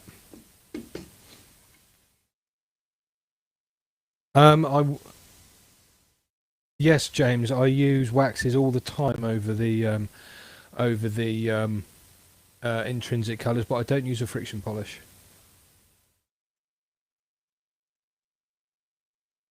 Shay, over on Facebook, is there a way you can turn off the auto-generated captions? Yes, probably. It will be somewhere in your video feed settings. That's not something that I set. That's something that that's set by Facebook. If you look up one of the corners, you might find a gear symbol, or it might be down there. I don't know, Shay. You'll have to have a little look around. Be careful with shellac, Jason, because there is a solvent in there. Solvents, by their very nature, dissolve stuff. So if you use solvents with colours, be aware that they will start to blend the colours in a little bit. Martin, did you see that question earlier from Benjamin while I was out about the airbrush compressor? No, I didn't. He's saying, does the 3i airbrush compressor have enough power to blow out shavings from hollow forms? Yeah, small hollow forms. I use it myself. Or I used to before I got my own big compressor.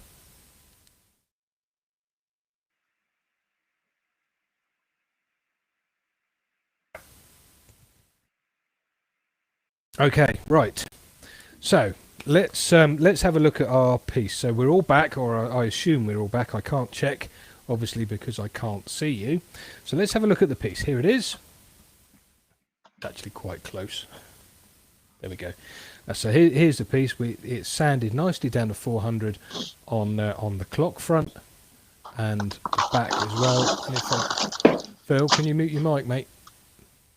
Sorry. That's all right. Cheers.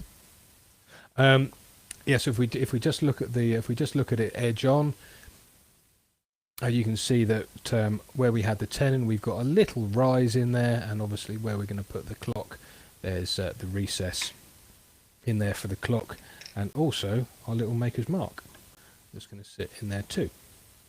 Now, as you saw when I was sanding it, I sanded it down to 400. Ideally, I would like to sand that down to 600 if possible, and generate as much heat as I possibly can in the wood there to encourage the wood to seal itself. I find burnishing the wood and generating heat in it produces a more even kind of seal than applying a sealer before we go on with the colours. And wood choice, let's just look at let's just have a little think about wood choice as well. Whenever you use colours, you've got to remember that wood is essentially a bunch of straws. You can't see it very well, so we'll go with the bench cam. There we go. Wood is essentially a bunch of straws like this, and you've got tens of thousands of tubes running all the way through the wood, and where the tubes are cut open, this is the end grain. So a spindle like this one here, this is the end grain. So if we look through a microscope, this is what we would see, tens of thousands of teeny tiny little tubes that are open here. And if we turn it around this way, this is long grain or side grain. So the grain's running this way down the spindle, and the tubes are essentially closed. Okay. When we apply colour on a long grain piece like we've got on the lathe at the moment, the colour is going to sit on top of these tubes here, and it can bleed a little bit in between those tubes. And where we've got the end grain, obviously the colour can run inside those run inside those tubes in the wood, all of the pores in the wood and stuff like that. So it's very important that when you are choosing the wood for colour, obviously depending upon what you want to do, and achieve with your colouring, that you choose a piece of wood appropriate to what it is you're doing. Most of the time with the colouring I use sycamore or maple, because of my methods of colouring. Sycamore and maple work absolutely brilliantly, but with stencil work you must use a very tight, dense wood like sycamore or maple, maybe even beech. Beech would work an absolute treat, as would boxwood, for example. Very tight, very tense, very tight, very dense grain. If you start trying to use stencils on ash, for example, that has very open grain, what's going to happen is you're going to apply the colour, and then the colour is just going to start to run through all of those tubes, unless you put on a vast amount of sanding sealer. So there we go. That's the choice of wood. If you're going to be using stencils, make sure you choose a very dense, tightly grained wood. So what are stencils? Well, stencils, as I'm sure you've seen, are a method of transferring a design or a picture or an image or a symbol onto something without you actually having to draw it and colour it by hand. If we have a look at a couple of bits that I did the other day. Here's the bottom of a bowl I did the other day. So there we go.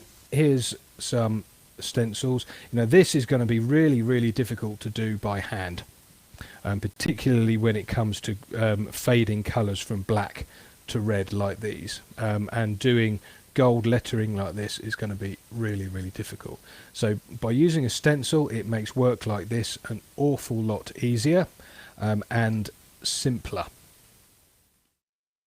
And this is also on a curved surface. Normal stencils that you might see, I don't want to call them normal because they're not really normal. If I can find them in the drawer, there we go. A lot of stencils that you might see online are mylar, this plastic stuff, very thin. It's about 80 or 90 microns thick. In fact, it's more than that. I think it's 90 microns, can't remember, something like that. And these are great for doing stuff on flat work like this. Flat, it sits flat really nicely, as you can see. But when it comes to doing internal and external surfaces, if we just spin it, see, it doesn't sit flat. You can't get it to sit nice and evenly flat, and the same on the outside as well. They don't sit flat. So you might have seen, particularly if you are a fan of airbrushing and you watch any airbrushing channels on YouTube or something like that, you might have seen graphic designers and graphic artists using vinyl stencils. Now, vinyl stencils are sort of a medium tack, low to medium tack product on vinyl that helps to sort of stick to uneven surfaces like the insides of bowls, but of course they work on nice and flat surfaces too. And because they stick, you are pretty much guaranteed of a really nice sharp line, as I showed you on the inside of that bowl, or even on my original test piece that I did for this, and with the tiger stripes there. Very difficult to do by hand, and on a curved surface like these, that one's convex, that one's concave, very difficult to do with a mylar stencil. So really, vinyl is the way to go for curved surfaces. Anthony, thank you very much. So where was I? Yes, so vinyl is the way to go. And I've produced a range of five sets of stencils so far. Here they are. We've got some tiger stripes that you've already seen. We've got some cheetah spots. We've got some letters as well. Now, you don't often see vinyl letters, or at least I haven't found many whilst doing my research for these. But we've got some vinyl letters and some kanji symbols as well. We'll be using those tonight because they're my favourite, and we'll also probably have a look at the damask style flourishes too. So in each pack, there we go. Let's have a look at the kanji symbols, because they are my absolute favourite. On the bench cam, there we are. So in each pack, which are, I cut all of these stencils at home, by the way. They are a genuine Hampshire Sheen product. In each pack you get obviously the basic instructions on the back. Basic instructions on the back. A reference sheet on the back of the front cover. Some transfer paper, sorry, some transfer tape, which we'll be looking at in a little bit. And in the case of the kanji symbols, you get 35 large symbols, and then is it 35? Yes, it is. you get 35 symbols on this one, and then 70 on this one, and they're the same symbols but just a little bit smaller. Now, these symbols, I have researched them. These have been researched across 3 different kanji dictionaries, so I am more than confident that the meanings of the symbols on the back of the cover sheet, whoops, wrong button, on the back of the cover sheet are accurate. So on here we've got things like, they're all nice things like harmony and spirit and happiness and love. Wood shavings, I added wood shavings in there for a bit of a giggle. And relax, all those nice kind of things that you might want to see on your work. So there's 2 sheets of precision cut vinyl stencils in each of the packs, 2 sets, two sheets, sorry, and including the transfer paper too. And if you haven't seen already, Phil, can you type this into the chat for me, please? If you head over to the Hampshire Sheen website at www.hampshiresheen.com/stencils, you will find a very long page there of loads of information and instructions and hints and tips on how to get the best out of these or out of vinyl stencils, including negative stencils and positive stencils and all that kind of thing, which we're also going to talk about right now. So if we take a look, thanks Phil, if we take a look at, just grab that sheet there, if we take a look at this sheet just here, it looks like it is just green vinyl on a white background. That's because each of these stencils is very closely cut inside, but each stencil has 2 parts. It has a positive and a negative. Let's have a look at both of these.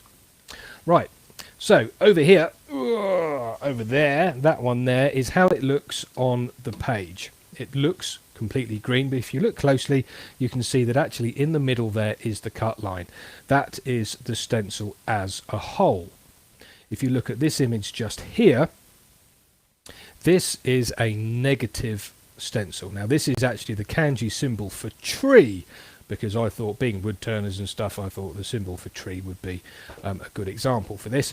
You can see these diagrams on the Hampshire Sheen website, where Phil has just posted the link for you. So the negative stencil is essentially the outside, so it's the whole sticker. It's the whole thing round the outside there. And then when you take out the middle, it leaves negative space. So this is known as a negative stencil. And when you apply colour to the negative space, it produces a positive image. Got it? Good. Now the image at the bottom here is the inside of the stencil, which is the positive. And I've actually got one here from when I was playing around the other day. So there we go. You can see that there. This symbol here, which I think is spirit, if I remember correctly. Can't remember off the top of my head. This one here has had the negative stencil removed from around it, which has left the positive stencil there.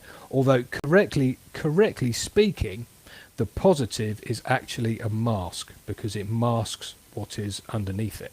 And when you apply colour around this, because it's masking the wood underneath, what you end up with is a negative image. Okay?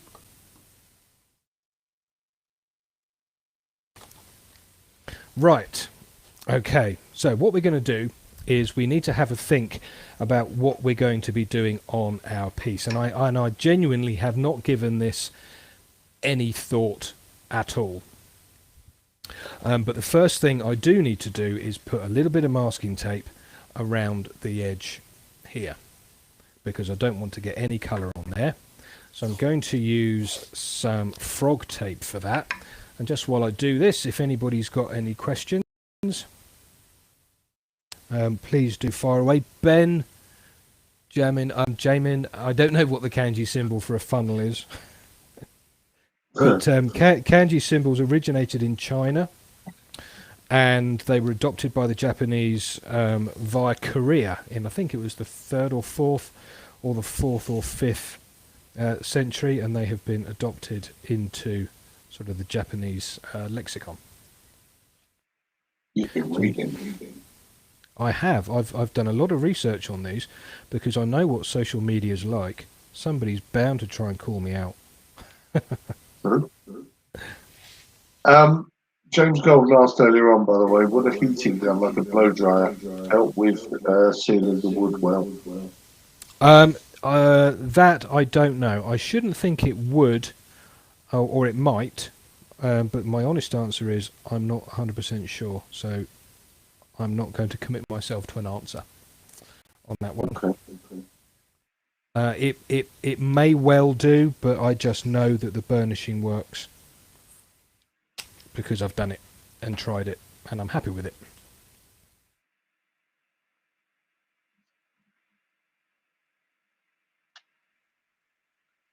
Okay, let's just tidy that edge up there.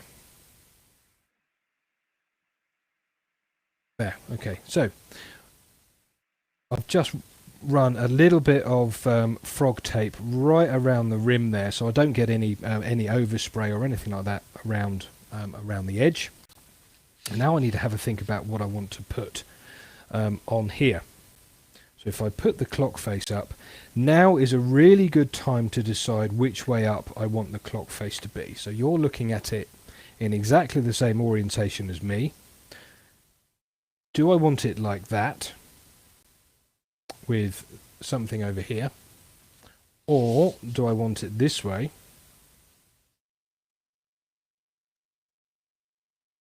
I don't think so.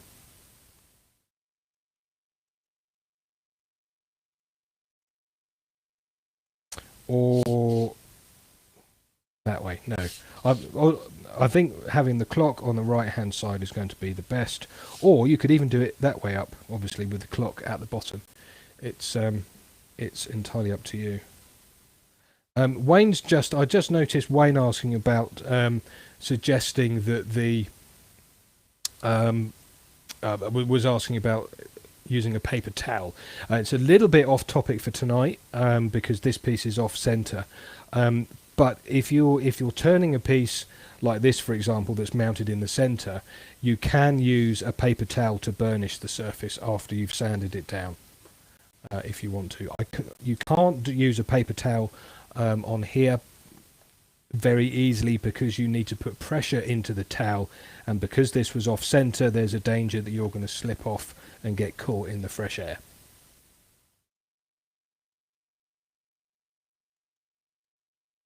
Okay,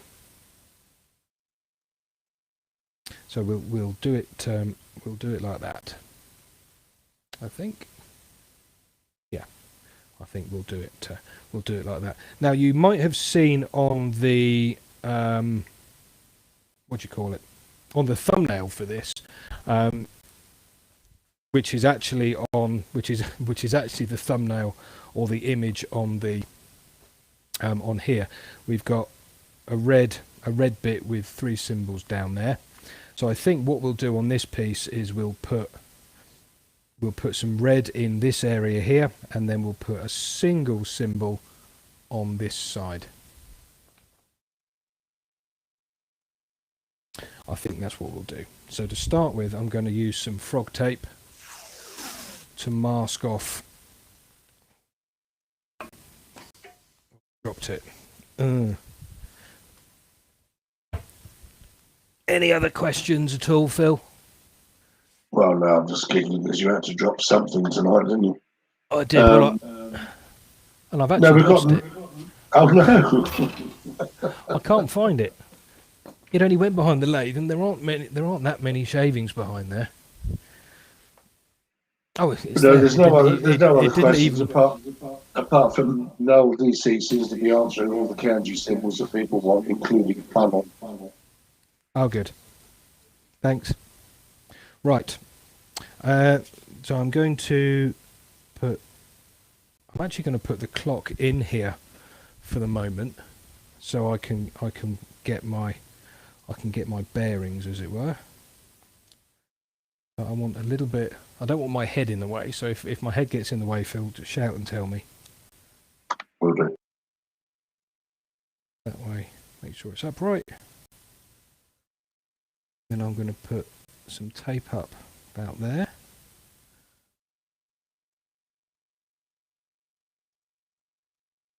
Oh, no, I'm going to leave that there. Idiot.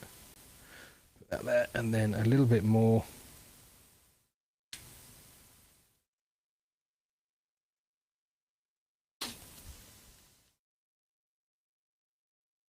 Make sure this is as close to 90 degrees as I can get it. And the same, I want the tape the same distance from the edge of the bezel as the other one. So it sits kind of nice and in a little bit more. A little bit closer.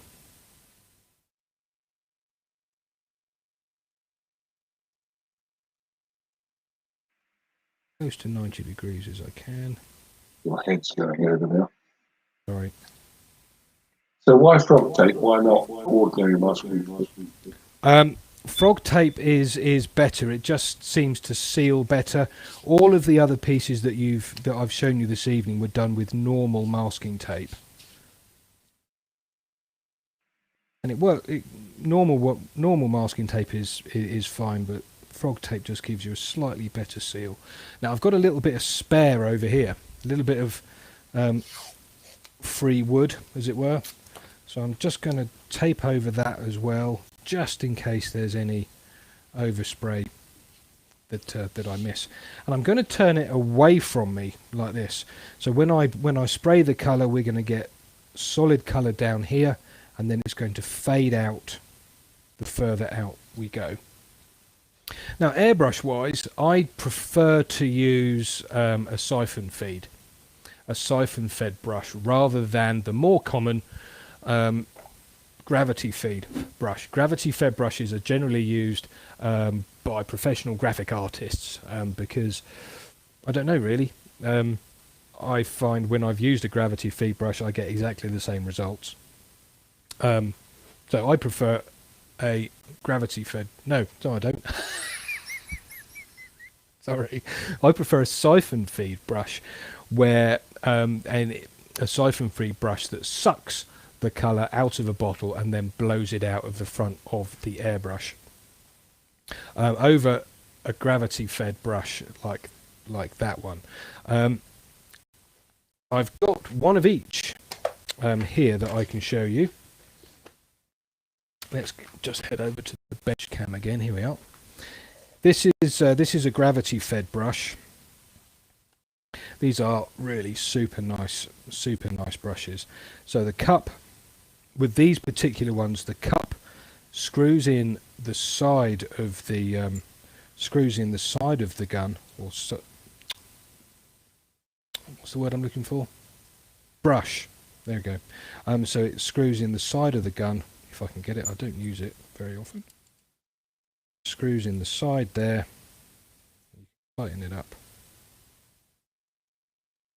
Then you put your colour in the cup, put the lid on, and then you can spray away quite happily.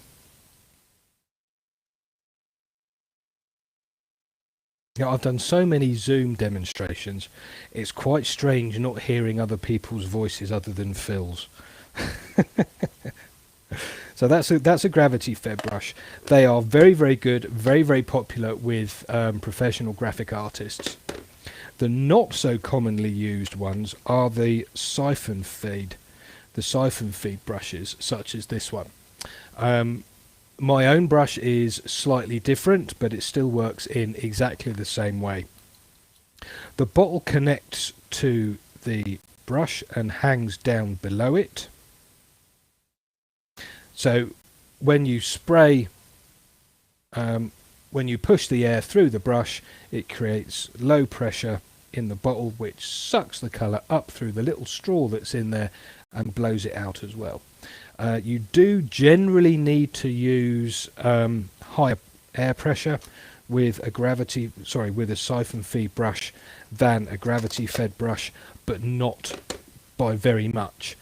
My own compressor, as you can see here, this isn't my own compressor, it's one that the Woodturning shop are stocking. It's identical to the one that I've been using for best part of 5 years now, and it's tucked in just under there.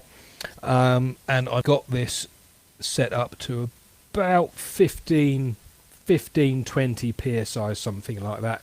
I find that works best for me.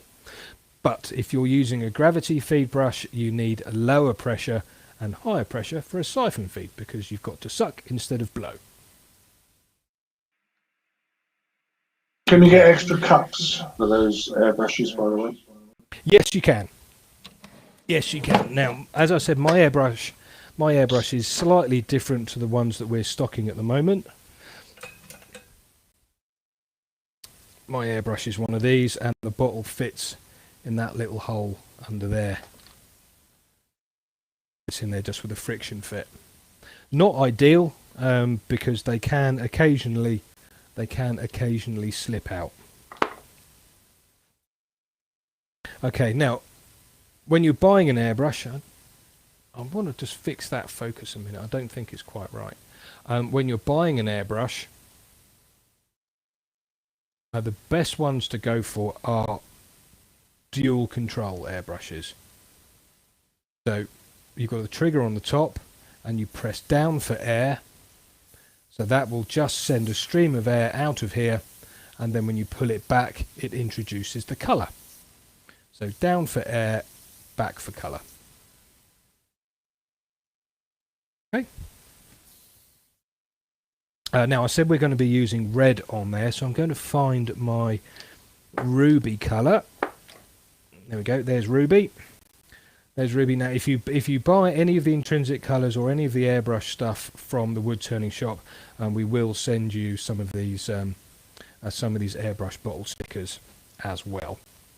Now the reason I use a siphon feed like this instead of a gravity feed, the other reason is that in the intrinsic colour collection, of course, there's 12 colours, and I like to work fairly quickly, so the siphon feed is the best one for me because it means I can have 12 bottles sat down here. You can just see them just down here. I've got 12 bottles in there plus some empty ones for mixing my own colours or different shades, and I can just literally pull one bottle off, give it a little clean with some meths, and then put another bottle on, and it saves me having to clean the cup of a gravity feed brush out all the time.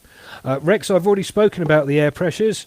For siphon feeding, like I'm using now, I'm at about 15 to 20 psi, something like that. For gravity feed, you need less, so probably around 10 to 12, something like that psi. But it's down to you. Whatever works for you best. Play with it. Right. Okay. I'm not going to wear a mask for this, okay, because I am aware that it sounds a little bit funny. But just do be aware that if you're using any kind of atomizing product, that you do need to have good ventilation and preferably wear a mask as well. Dewy, yes, I do clean the brush after every colour, most of the time. It depends if they're going to clash or not. One thing I will do here is I'm going to almost stick the piece down onto the piece of wood that I've got on here, and I'm going to use some of that. What's that stuff called? Draw liner. Going to use some draw liner on here so it sits and holds this. There we go. It's just that sticky draw liner stuff that you can get from hardware stores and stuff. Okay, there we are. Any questions at all? Yeah, Jeff's feeling is. Oh, sorry, go on. I've just picked up on Jeff. I've already spoken about gravity-fed brushes. What about them? I think he's asking about Jeff? The pressure. I mentioned that already as well. Okay. Gravity feed 10 to 12, something like that. 15 to 20 for whatever it's called, siphon fed. But it is a matter of personal preference, and also depending upon how much colour you want to eject all at once. Most of the time, particularly for use with stencils like this, we don't want to be ejecting huge amounts of colour out all at once. We want to be building the colour up in layers, but we will be talking about that as well. Okay, David Clark is also asking what type of colour, be it vinyl oil or another kind, but obviously you're using the intrinsic colours. But yeah, you can use anything. You can use anything. The intrinsic colours work straight out of the bottle. The chestnut spirit stain range works straight out of the bottle.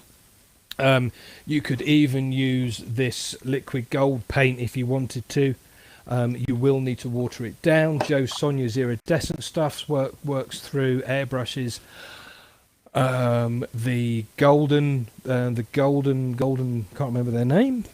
Golden Products, is it Golden Products? Something like that. They work through an airbrush as well, but depending upon what you put through will determine how much you might need to water it down, and also how the brush is cleaned afterwards. Okay, the only other question we've got outstanding, there was one few minutes ago from Brian Libby. At some point, could you show how your dust extractor hose is attached to a lathe? Yes. Yeah, we'll put that at the end. Okay, right. So where were we? Yes, here we go. Right, so I've masked off where I want the colour to go. So I've marked off where I want to protect, and the colour's obviously going to go onto the wood here. I don't want this whole area to be red, so I'm going to be very careful to put most of the red kind of in this area here, and just have it fade out a little bit. Okay. What is a good idea is to have a little bit of paper spare kicking around to do a little test spray before you start. So press down for air and then just pull back for the colour. I'm not going to go into too much airbrush technique. And then just have a little practice before you actually apply it to the wood.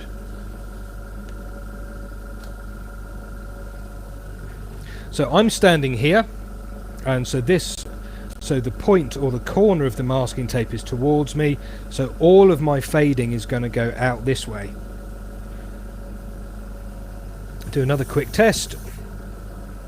I've got enough in the bottle, and here we go. So nice and lightly.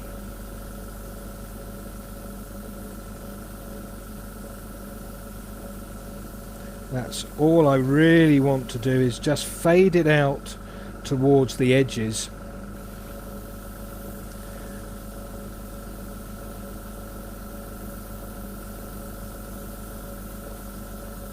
You don't want to be applying too much colour all at once, because we want to avoid any bleed underneath. We want to avoid any bleed underneath the masking tape here, which is another reason why I'm doing it from this angle and not from this angle. So I'm blowing over the top of the tape, which is blowing away from where there's any potential bleed. I'm just building that up in layers. It's not a quick process, airbrushing, so don't rush it. If you rush it, things can go wrong. And you also need a feather light touch on the trigger. The trigger's this bit here. Feather light touch, because if you do pull back too quickly, let's just move that out of the way. So a nice feather light touch. If I pull back too quickly, loads of colour comes out and you get all sorts of horrible runs. So practice, practice, practice, the same as anything with wood turning or arty. Practice, practice, practice.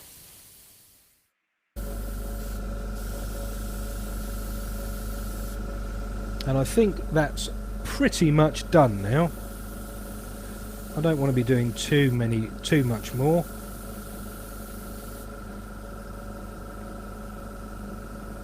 Could put a little bit more in the bottom there, couldn't I, just to even it out.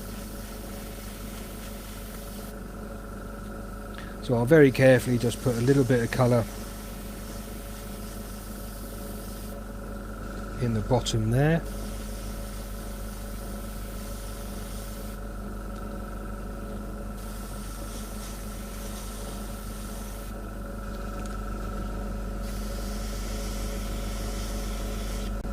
There we go. That'll do. I'm not going to be too fussy about that. And then I can carefully peel the masking tape back off, and there we've got a nice crisp line.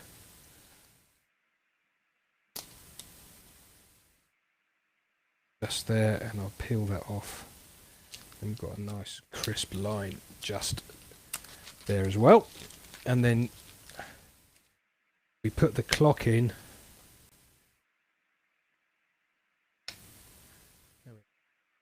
That looks quite nice, I like that.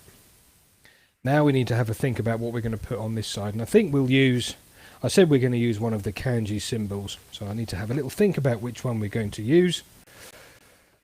Just while you're thinking about that. Yes. Frederick Day said, do you know what size of needle you recommend with your paint range? Whatever it is that it says on the airbrushes on the website, I can't remember off the top of my head. Okay, I'll maybe see if I can find it. And Steve Ash is saying, would stencils be okay with dabbed on colour? Yes, absolutely. Good. But again, just do it lightly. What am I going to put on here? I've got 35 to choose from, and I don't know.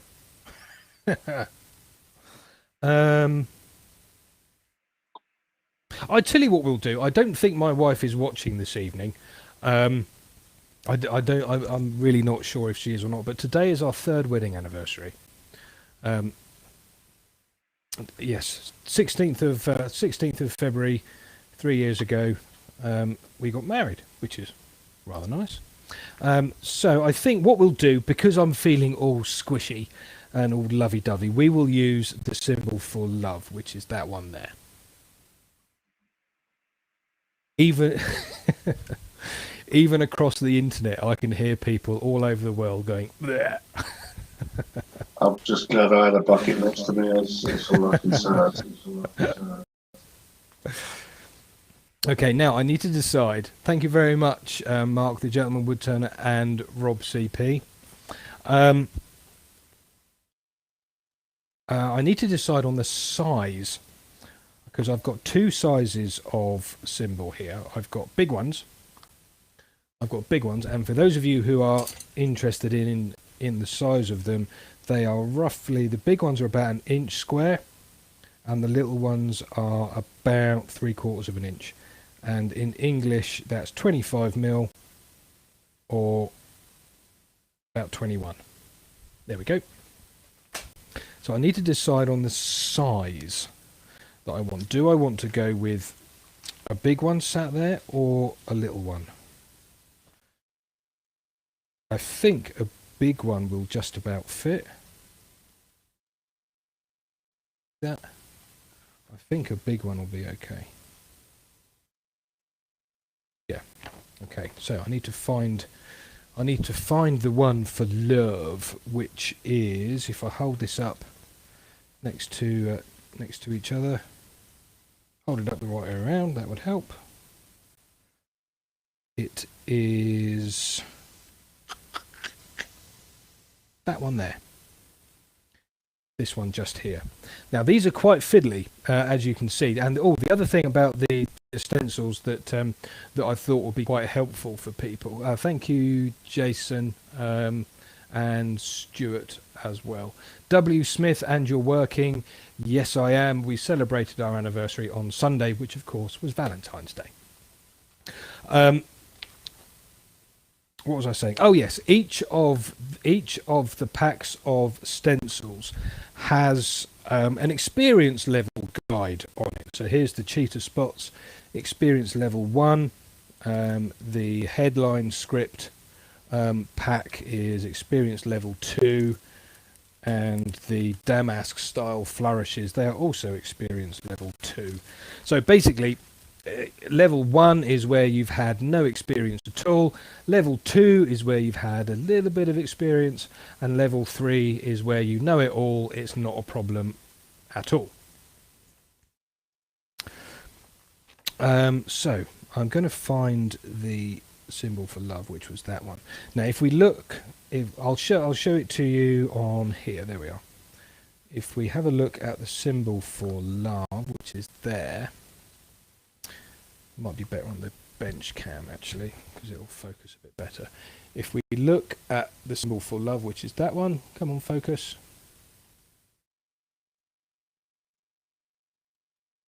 There we are. You can see that we've got some bits. So the actual symbol itself is obviously the white lines, or the white kind of brush strokes, but we've got some bits inside there which we're going to need to take care of, so we end up with a design on the wood that looks like the white lines here.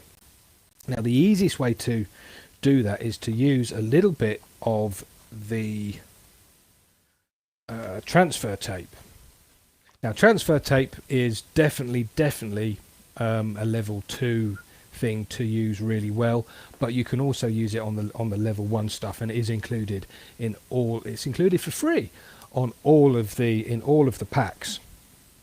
And to use the transfer tape, it's a single-sided tape. Is find the symbol you want. Let's just move the clock out of the way. Is find the symbol you want, which is that one there, and you can see that it's see-through. You can see there that it's transparent. You can then just cut around, cut a little square.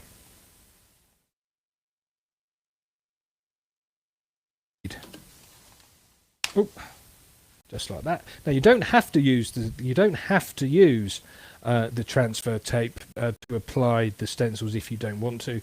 Certainly you will do on the more experienced stuff, and the stuff with really fine detail like the damask flourishes. But using the transfer tape does ensure that you get the whole stencil exactly where you want it, in exactly how it should be, if that makes sense. So in order to take this off, what we're going to do is we'll use a different camera for a minute. This is the stencil we want, and here is our transfer tape. I can peel that transfer tape off. You can see it coming off there. Then we're going to lay it down on top of the stencil that we want to use. Press it down nice and hard. So the transfer tape sticks to the stencil. Ooh, come on.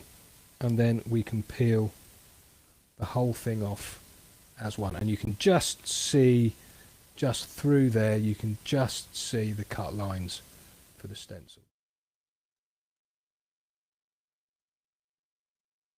Move that out of the way, and then we can bring our piece back.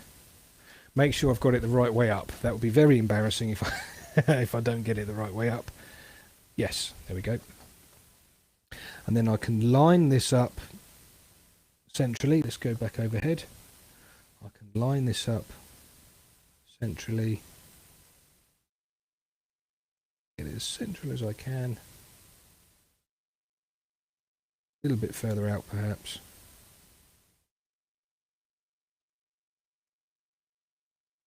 So you can see that I've just laid it down there. Press it down.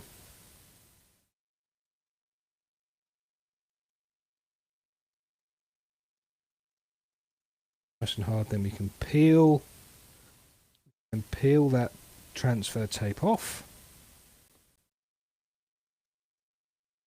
See it coming back. I'm using quite a steep angle there. There we go. That's removed that nicely. Now this little piece of transfer tape you can keep and use again. You can either try and stick it back on its original backing paper, or what I prefer to do is just stick it back on the cellophane envelope that the pack came on, ready to use again later. Super easy. Now we need to remove the inside. We need to remove the inside part. You can see here, there's our symbol. Take out all the stuff that's white, but leave behind the stuff that's red. And to do that, I'm going to use a weeding tool. Now, a weeding tool is anything with a little point on it that you can use to just slide underneath the transfer, underneath the stencil, and pull it out of where it sits without disturbing anything else around it. We'll use that camera, I think. It's quite difficult to see because it's a fairly close-up job. Just sliding that craft knife underneath there, then I can just tease.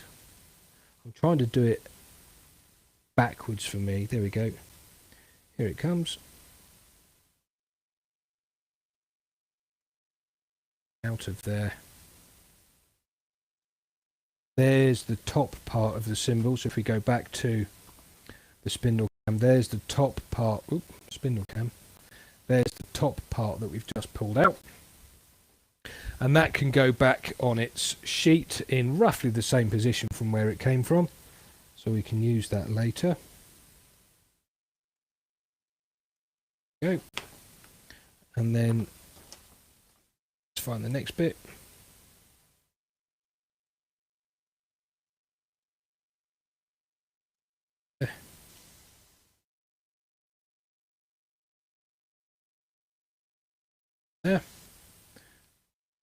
There we go. You can see it a little bit better now. The lights in here are so nice and bright, it makes some things difficult to see. And then we can put that back there. And then we've got two more bits to take off. There. And just...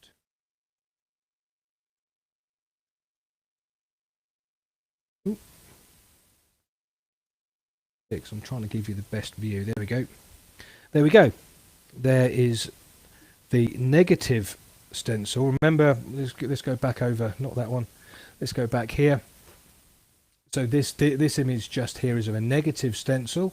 So when the colour is put into the white space on the inside, it gives you a positive image. And that's what we've got just there, look. In fact, the other cameras. Not that one. That one. There we go. You can see that we've got that just there.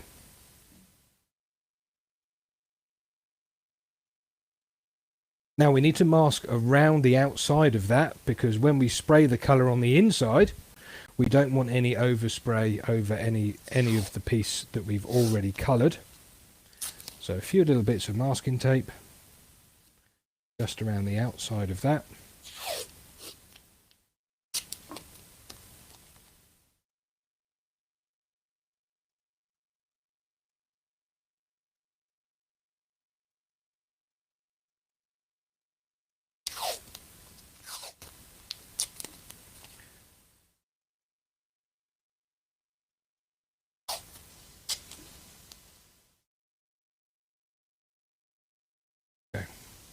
Make sure that it's pressed down nice and firmly. That's really important, because just the same as when we were using the masking tape, we need to make sure that it's pressed down nice and firmly so we minimize the chance of bleed underneath the stencil there. That's really important. And I'm just using the cellophane of the envelope that it came in, just to press down to make sure that it's in the right place. There we are. Okay. Any questions coming in, Phil?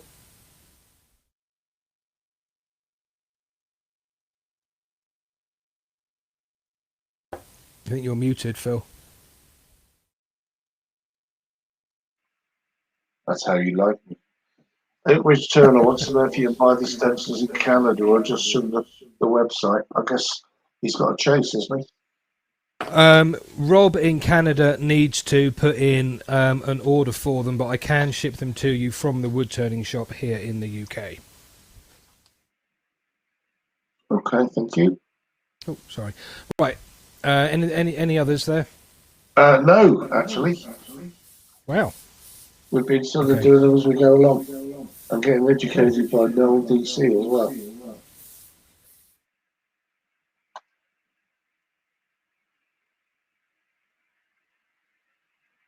Okay, so I've just cleaned out the airbrush using a spare bottle with methylated spirits in. That just helps to clean out the brush, and I've swapped the colour nice and quickly there for some black. Move that out the way, and I'm just going to check the flow using the scrap piece of paper.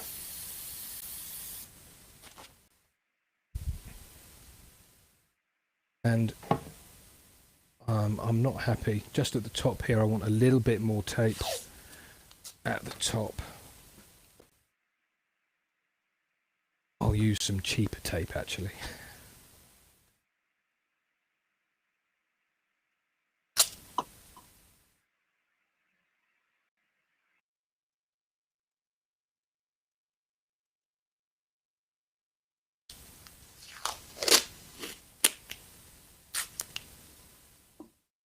Just in case. So you can see that where I applied the tape over the top of the stencil there, I actually overlapped the stencil a little bit, just to make sure that we don't get any overspray running down the side of the stencil. So we've done a little test spray, and then I'm going to lightly apply the colour inside the stencil there, nice and lightly, because remember we are using a liquid, and although it dries off really quickly, as much as we can do to prevent bleed underneath the stencil, the better.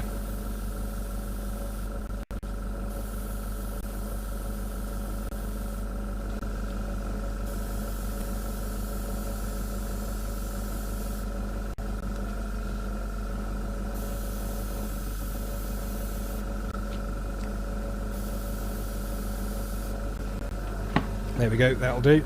Now if you want to, you could use a hot air gun to dry that off a little bit, but I'm not going to worry about that. Oh, there we go. The little compressor's just stopped. And I'm going to keep hold of the masking tape as well so we can use it again. on the obverse side.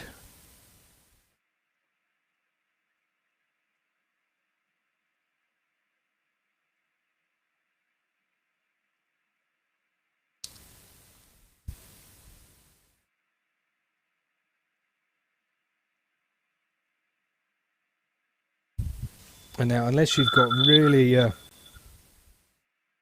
really sharp nails, you're going to need to get underneath these tiny little bits.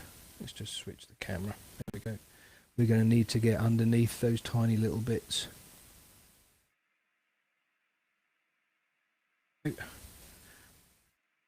Let's put it back on its actual position, shall we? Where is it?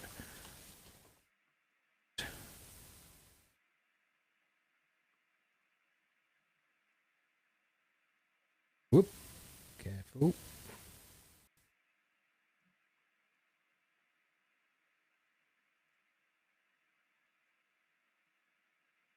Now, a lot of the stencils, Phil, can you mute your mic a minute? Getting some whistling, thank you. Now, a lot of the stencils can be used more than once, but the finer and the more fiddly the design that you're using, the less chance you have of being able to use it twice. That's not a design fault, that is just the way it is.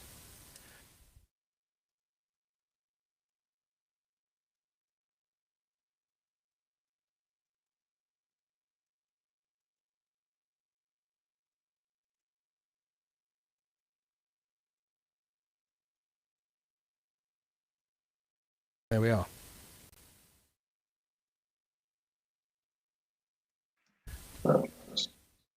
There's our symbol. There's no bleed on it at all, which I'm very pleased about. And that's because we took our time putting the colour on, giving each layer a few seconds to dry off between putting another one on. And then when we put the clock in there,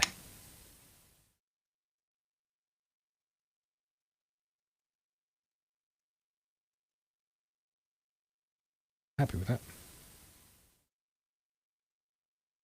Cool. Now I need to. What time is it, Phil?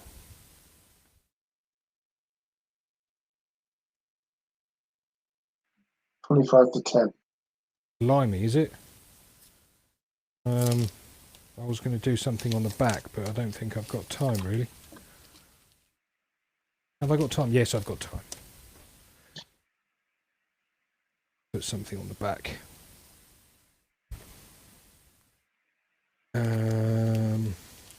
Oak Ridge Turner's just asked a question. Since you're not Oak Ridge Turner is saying, since you're not doing a fade, is it better to spray direct onto the piece? I'm not quite sure what it means by that. Thank you, Noel DC. I love it. I recognise the symbol now. Thank you, Noel DC. That's very generous of you. I don't quite understand that question, Phil. No, I'm struggling with it myself. There was one there that says, why not use the transfer tape to remove the stencil? That's really simple. The transfer tape is only sticky enough to remove it from the backing paper. If it was strong enough to remove it from the wood, when you put it down in the first place, it would pull it back up again.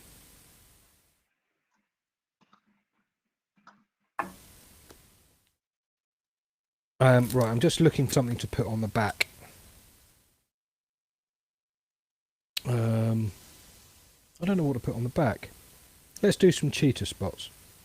Why not? No, what we'll do is very, very cheesily, I'm going to put my wife's initials on the back. Yet again, the internet goes bleh.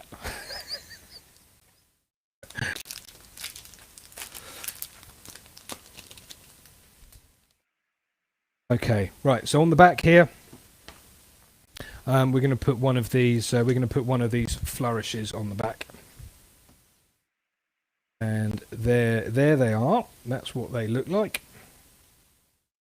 So we've got some very, very fine lines on here. So using the transfer tape is an absolute must for these, because it's quite difficult to actually put these on just by peeling them off. Or should we do that?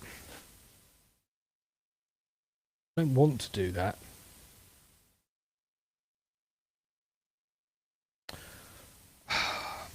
I don't know what to do. I see, I didn't plan this quite as much as maybe I should have done.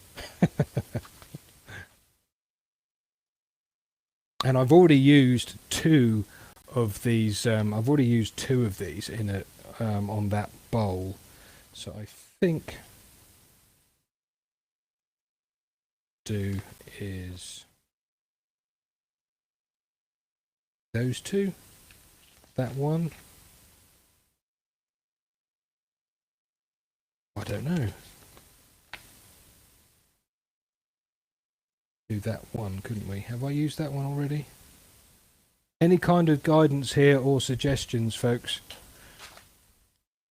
Because I'm stuck on what to do.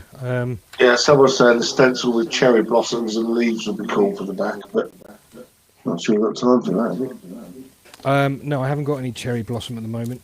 I've got another range that I'm working on at the moment. Another range of another four, maybe five sets of designs. Sorry, you don't really want to be looking at that. Not even sure you want to be looking at me. Use that one. That one will look quite nice. Make sure it's the right way up.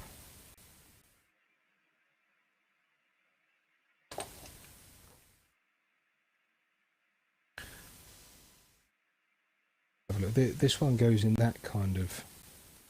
I'll use this one. I'll use this one because we are running out of time and I still need to talk about finishing.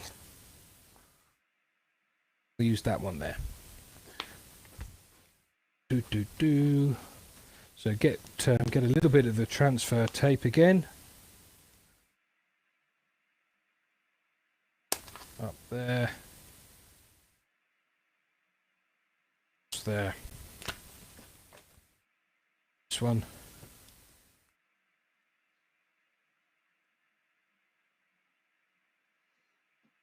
Stick that down. Oops.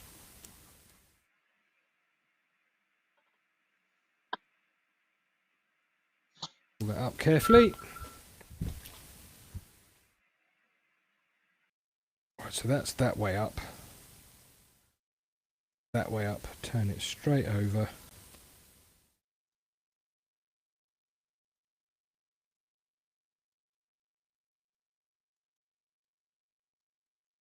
If I do it that way, it's going to be upside down. I don't want that. Oh well, never mind. We'll just stick that on there. So you can see where we're actually sticking this on a curved surface. The transfer tape is actually helping the stencil mold to that curved surface, and it is worth noting as well that any stencil is going to struggle on curves that are too sharp, so it's worth bearing that in mind when thinking about using these and using stencils and stuff. Let's pull this out now. Put my weeding tool back. So is Natalia watching this evening, or is this going to be a surprise? Well, it was a surprise for me because I wasn't intending it on being a keeper, as it were. But if she is watching, well, if it's 10 o'clock, she'll be asleep by now. She gets up really early in the morning because she's studying for a degree. And she works for me as well, so she gets up really early in the morning to catch up on her studies and stuff. Or rather, to keep up to date with her studies so she can come to work to earn a living.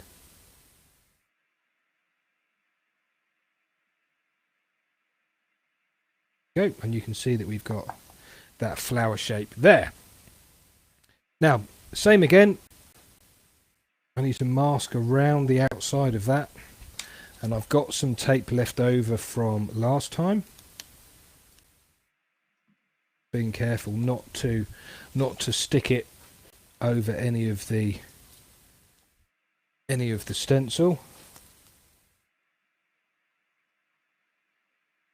Doopy doopy doo. This is taking longer than I expected it to, this demo. I'm going to have to trim it down when I introduce it to the club circuit.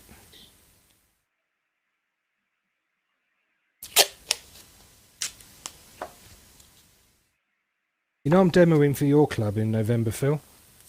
I do. Am I? Actually, am I demoing for your club? Oh, actually, no, that was last year. That was last year. Yeah. I don't know whether we want you back, frankly. You haven't booked me for this year. Right. Okay. I'm going to change that. I'm going to change the black because I don't want the black there. Clean it out with some mess because obviously black is a very dark colour, and we're going to run a little bit of green up through there.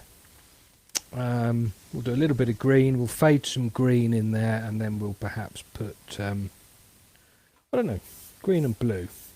Green By the and way, blue on that maybe. previous fade question, Sorry, where Phil? someone was asking before as we weren't fading, could you not just spray straight onto it? We think what I meant was, instead of you coming up the piece sideways, just spray it from the top because you're not trying to fade it. Oh, yes. And Yes, yeah, yes, you can. Yeah. That's it. Yeah. Now, this one, I've got to make sure that all of those really fine lines are pressed down there. I think you can see that okay. That camera, actually. This is really quite a pretty design. So I'm going to use a bit of pear green, very, very finely on that leaf and the little leaves, and then perhaps the ends of these two bits, and then do the rest sky blue, I think. So do a little test spray just off camera, and then press down for air. Use the other camera, tool rest cam, there we go. So press down for air, pull back for the colour, very lightly, just in there.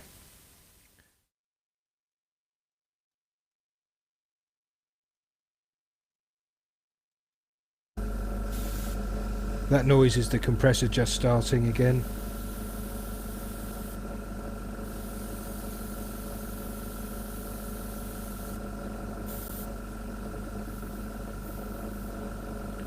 Whoop, that was a little bit too much. Hopefully that didn't bleed. There we go, so there's the green. We'll look at that from above as well. Clean the brush and then find the sky blue.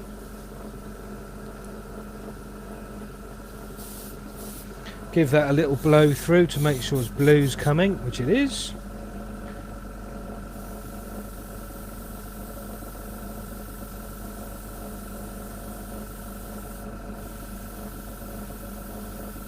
And I'm working this really lightly to blend the colours in together as nicely and as evenly as I can.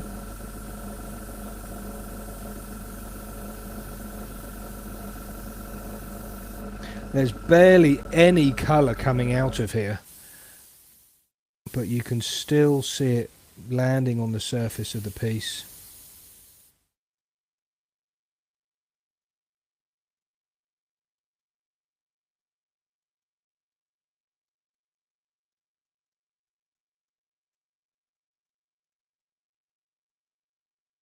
Oh, I missed a bit. There's a little bit of the stencil that didn't come out there.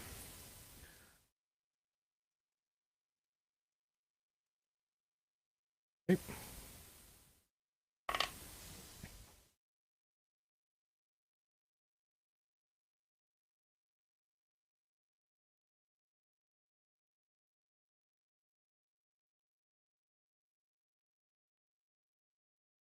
There, that'll do. and take all the tape off. Again, keep hold of it because there is another chance to use some of this tape on the next bit.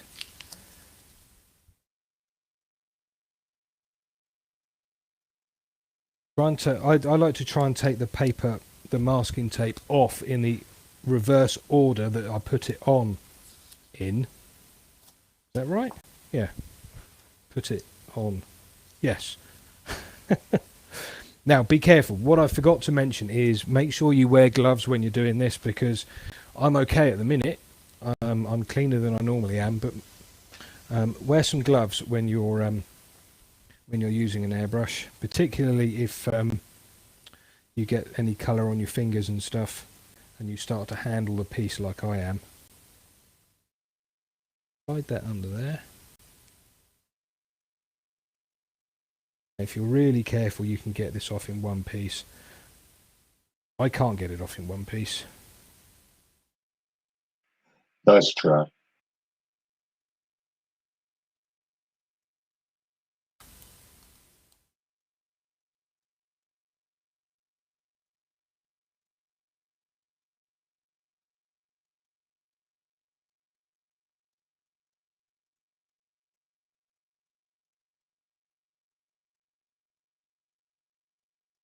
These fine lines and stuff you just can't get off in one go.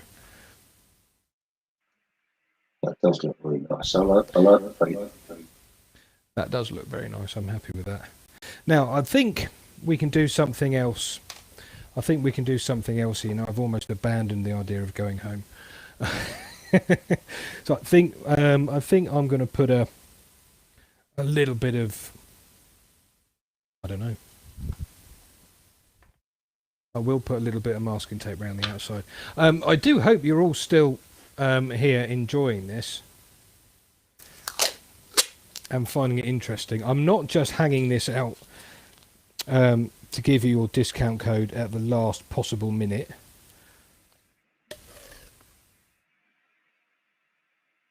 Just putting a little bit of tape, again, just around the edge.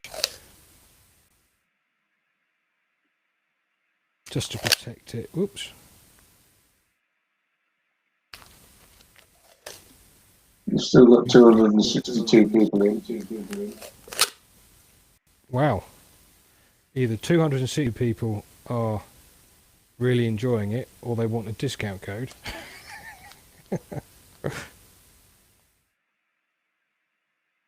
Okay. Stuart says put a red heart on it because he hasn't thrown up enough yet. Okay, right, there we go. Okay, right, so there's a little bit of masking tape just to protect it, and I'm going to put a, I don't know what I'm going to do, but it's going to be ruby anyway. Wherever I put the ruby, burnt orange, flame. That's why you wear gloves. Lovely. Should have worn gloves. Oh, can't find the ruby colour. I need a rack. You had it earlier. Yeah, I know. I put it away. If I hadn't have put it away, I might have known where it was. Yeah, that'll teach you to tidy up. Yeah, right. So we're going to not do something exactly the same as the other side, but I'm going to shield the blue and the green just a little bit, and put a little bit of a red shade over here. But I'm not going to hold this right up against. Not going to hold this right up against the surface. I'm going to lift it up and then spray kind of this way, just a little bit, just to get a little bit of colour on that side of the piece. So yeah, you can. So I'm going to do it from over here.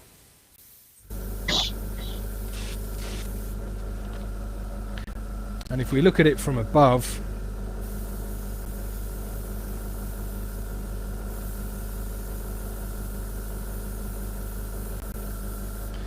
you can see that we've got a very subtle shade of colour around here, but there's no hard line. It's a little bit faded. which is exactly what I want.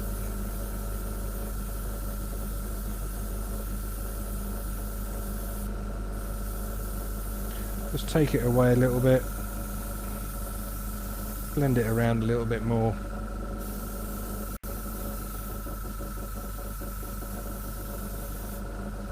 There we are, that'll do.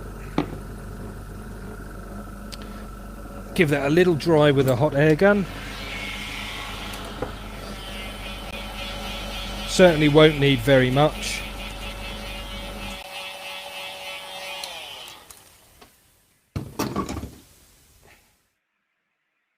There we are, that'll do. It is quite subtle, that. And then we're going to head over to the letters. And just the same as all the others, there are two sheets here, and there are actually two different fonts. They're very slightly different, and you can see what they look like on the reference sheet there. They're similar but different, and I want the one that's slightly curvy, and find Natalia's initial N and S, and I'll just put N on, I think, because we need to save some time, or NS. We'll do NS.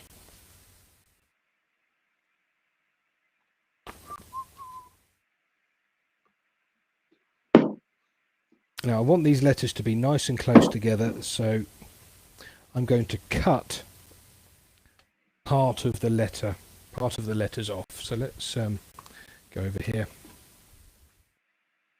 move that out of the way. There's the letter N, so we'll use that camera for a change.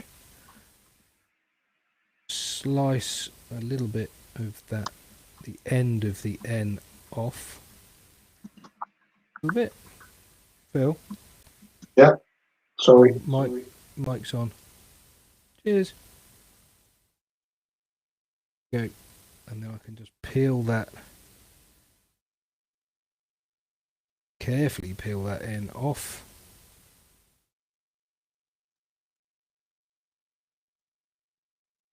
Should have used a slightly firmer surface to cut this.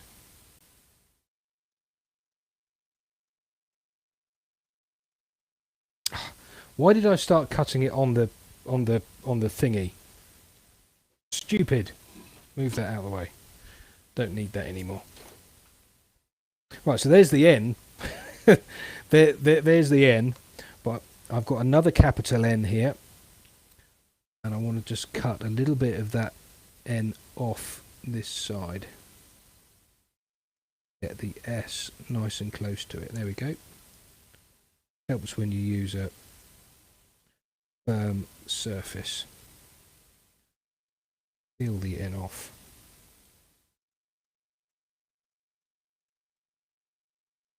Can we peel the N off? Yes, there we go. And then bring our piece back. And then I can lay that N there. Roughly upright. Lay the N down. Like that. And then come back over here and find the S and cut a little bit of the S off this side.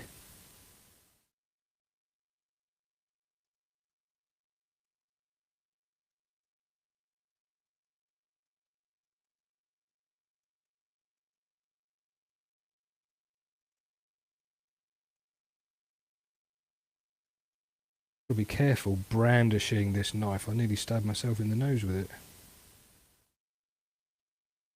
And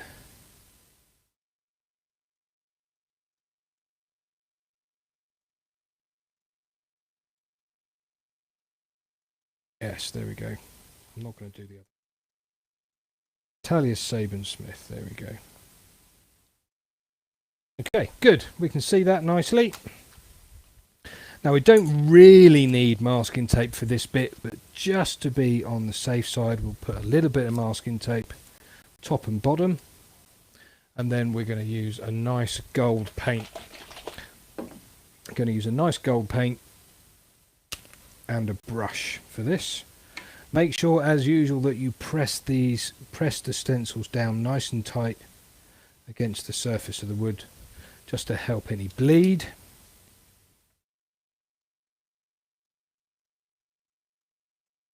Okay, tiny little bit of paint on the brush. Just going to lay that paint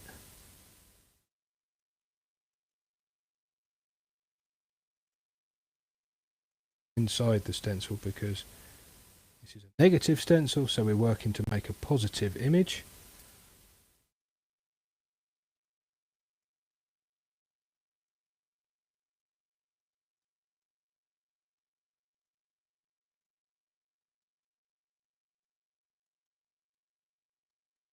Too much on. Now thankfully this paint is it's not thick, it's not thin, it's a really nice consistency.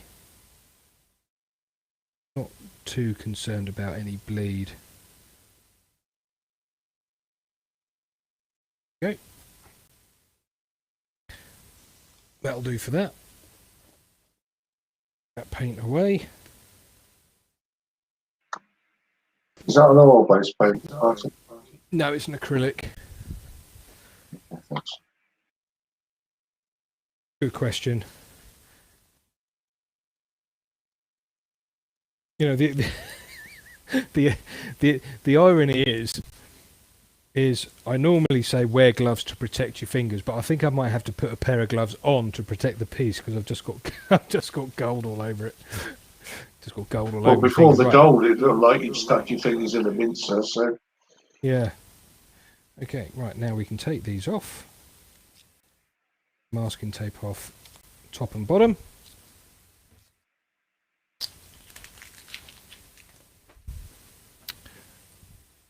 And I'll just give that a little dry off with a hot air gun.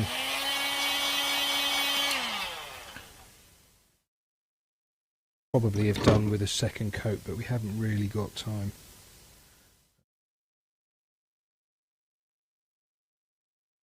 Try and turn this around so you can see it a bit better.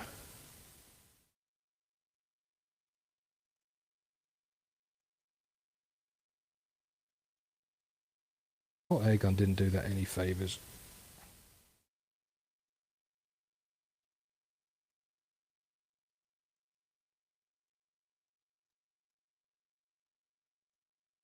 N.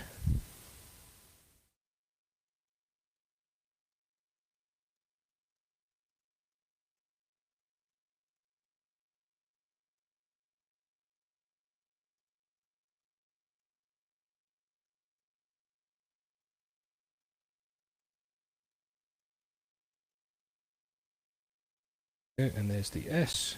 There we go. Oh, look at that. Perfectly lit. And there we go. There's the N, S. And then I can peel that off.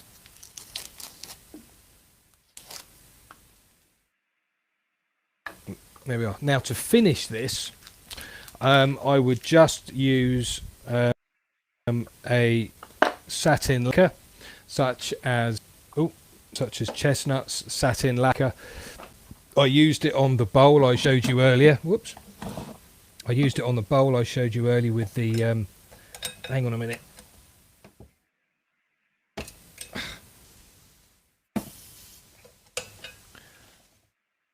While you're fumbling, Mark Richardson is asking whether or not you sell that gold paint. No, I don't at the moment. Although any acrylic gold paint will be fine. You could even use. I've even brought up my old model making paints. Ah, Spitfires, Airfix. Yeah.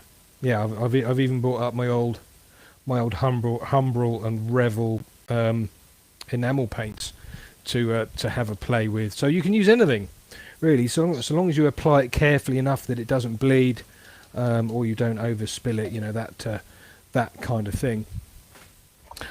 So on the inside On the inside of this bowl here, I used Chestnut's acrylic satin lacquer, which works an absolute treat. And because we've essentially mostly already sealed it anyway at the beginning of the we don't really need to apply any more sealer.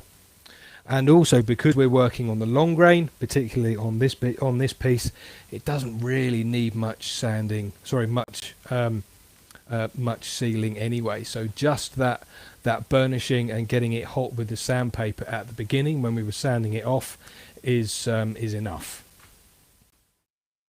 So I think what I'll do is I'll just put. Oh, be very careful now, because the colours here are sitting on the surface. If you apply too much stuff now in one go, what will happen is that it will start to bleed. Because these colours are now sitting on the surface, anything with a solvent in, even this stuff, certainly the Hampshire Sheen cellulose sanding sealer or anything with a solvent in, is going to start to bleed those colours. So what we need to do is dust the colour. So just give this a little bit of a shake. I'm not going to put on too much. So I'll put that. So I'm just going to put on a couple of little squirts from a long way off. Look how far away I am. Just put a few little puffs on. That's all it needs to start with. That will be enough just to put a little coating over the colour. Turn it over. I'm not going to do it too much. And the same on this side. Just a little bit, just to dust the surface with the lacquer, just to help protect it just a little bit.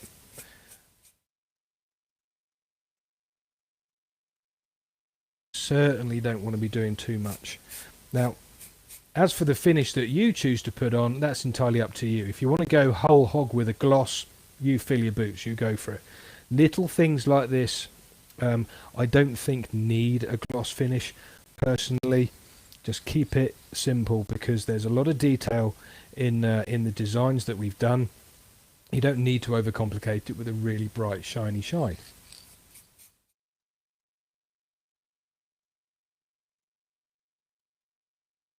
And because we're putting on so little of this product to start with, it dries ever so quickly.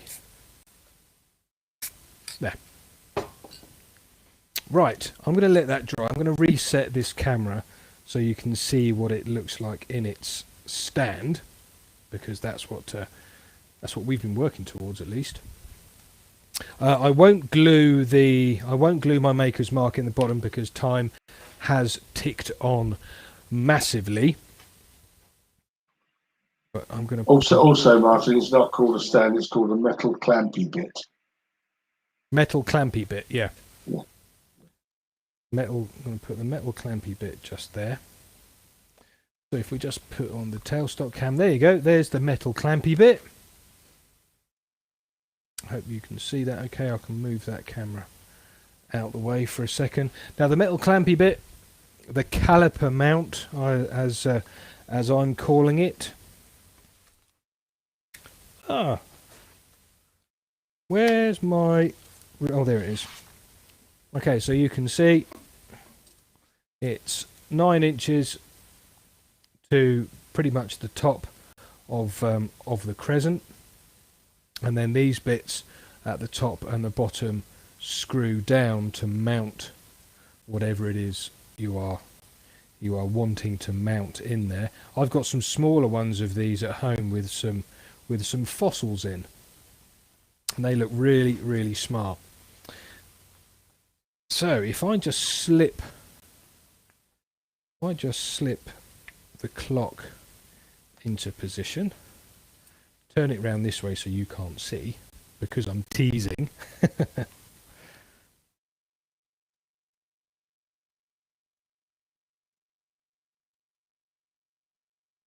Oh.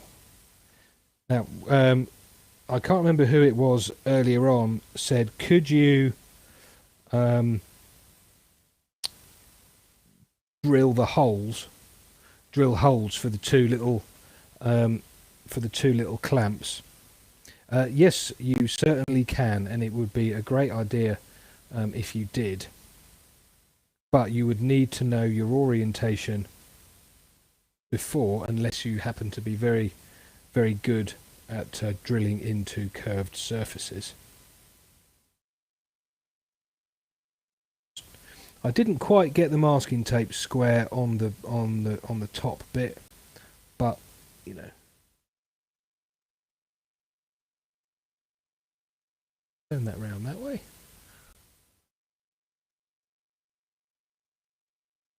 There you go. It's not quite, I need to just adjust it slightly just to get, I'm being picky. Get that a little bit more upright. That's better. Is it? That looks very classy. That does look quite classy, yeah. I'll just stand that up behind it. There you go. Yes. Yes. Yeah. Like that. Now, if I see, I'm so picky about my own work. What I would do if I was to do it again right now is put a little gradient all the way around the outside, just a little bit, and then if I turn it round this way, just need to just caught the light. Just need to correct it. Oh.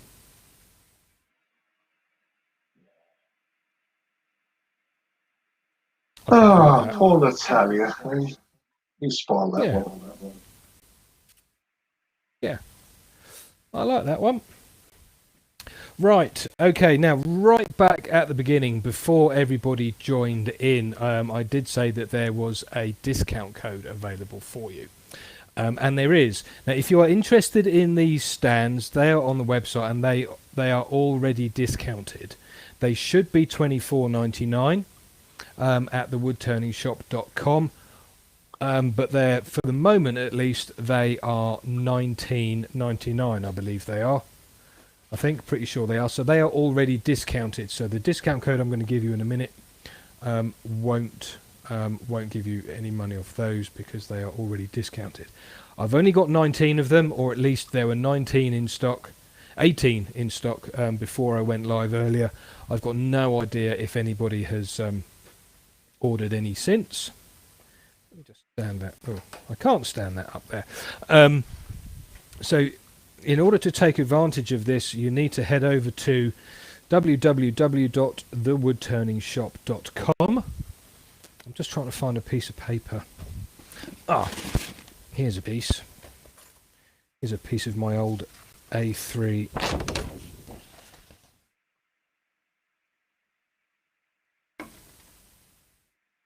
There we go. So you need to head over to www.thewoodturningshop.com, where you can get there we go. You can get 5% off all airbrushing stuff. Yeah, all the airbrushing stuff and finishing and color products. So that's 5% off airbrushes and compressors. Finishing products, so that's all of the Hampshire Sheen product range and the Chestnut products finishing range, including our respective colour products. So 5% off the intrinsic colour collection and also the spirit stains from Chestnut. And or if you buy 3 or more stencil sets, you will automatically get 10% off their cost. Use the code AIRDEMO5 at thewoodturningshop.com before midnight tomorrow night. There are, of course, some restrictions to this. The disc will not give you 5% off the shipping costs. It's not valid for tuition, bundled items that are already discounted, or sale items. And if you have another code from the Woodturning Shop, you can't use it in conjunction with that one. So there we go. If you want to find these caliper stands, you can find them in the sundries section, and the airbrushes and the stencils you can find under airbrushes or stencils. I have put a link up for that, Martin. Thanks, Phil. Back round to the clock. Oh, what do you think? No, it doesn't look right that way round, does it? No. The clock's got to be on the outside. That's really weird. How strange. Get it up right. If there are no if there are none of the clamps left when you get there, I will be bringing more in, but it'll take me a few weeks. There we go. I hope you've all made a note of that. It's gone. It will take me a few weeks to get these in as they are imported, specially, and the same with the airbrush compressors. I can get those. I can get those in. I can get more of those in, and of course, any of the other products as well. So that voucher code, stick it back up there again. AirDemo5 woodturningshop.com. It expires midnight tomorrow night. No exceptions. If you miss it, you miss it. If you're watching this next week, because you're watching it back on replay on YouTube or Facebook, sorry, midnight 17th of February.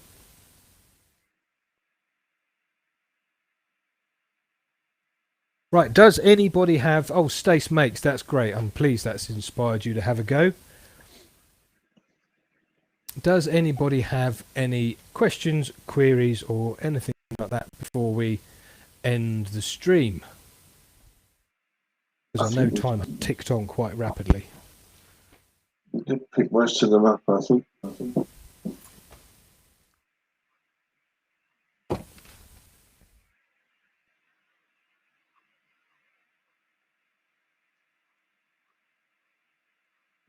Wore them down.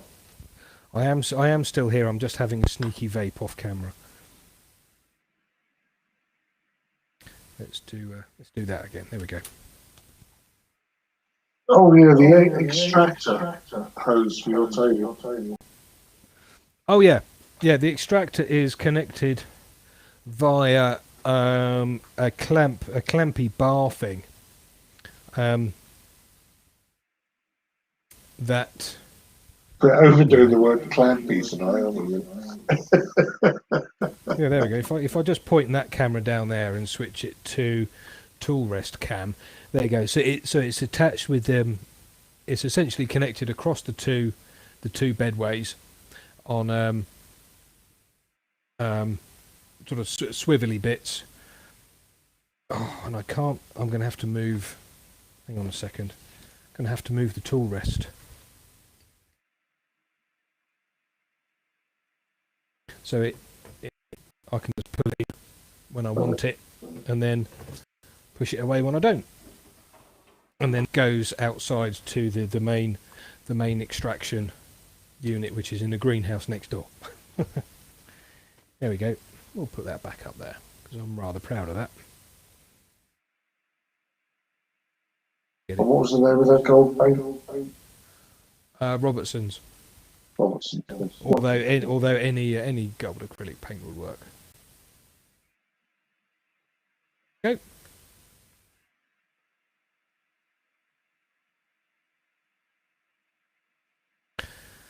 Right, last chance for questions, folks. Last chance for questions.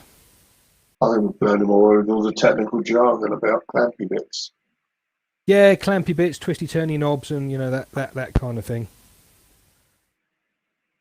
You know me, I do technical speak. David McClernand, meths or airbrush cleaner? David, I just use meths. Thank you, Mark. Run out of coffee. No. TJ Turning, do you have compressors in stock? Yes, or at least there were before we went live. Thank you, Love Angel. Cool as anything. Check me out. Well, check that out. Steady, steady. Cool as anything. Thank you, Love Angel. It does look lovely, doesn't it? I'm very pleased with it.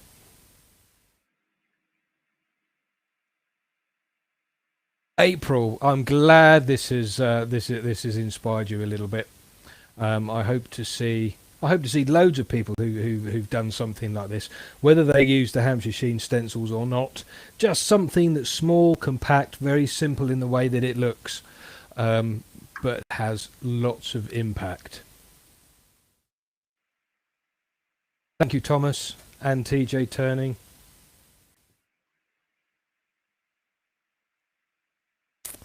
Let's turn it round one more time, shall we?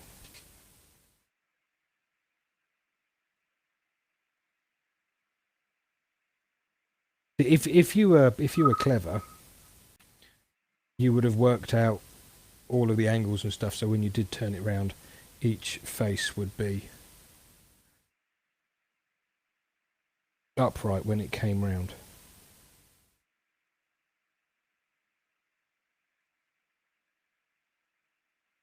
Yep.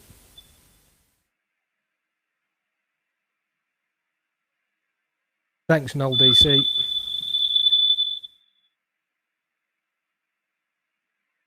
Renee in Denmark, thank you very much.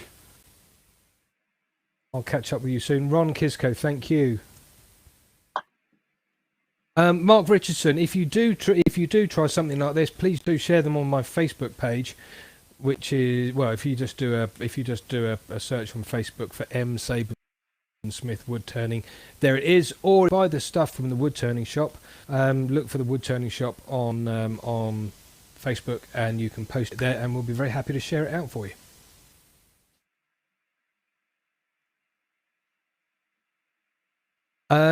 If you're going to post it on Instagram, if you just tag Hampshire Sheen, that will be great.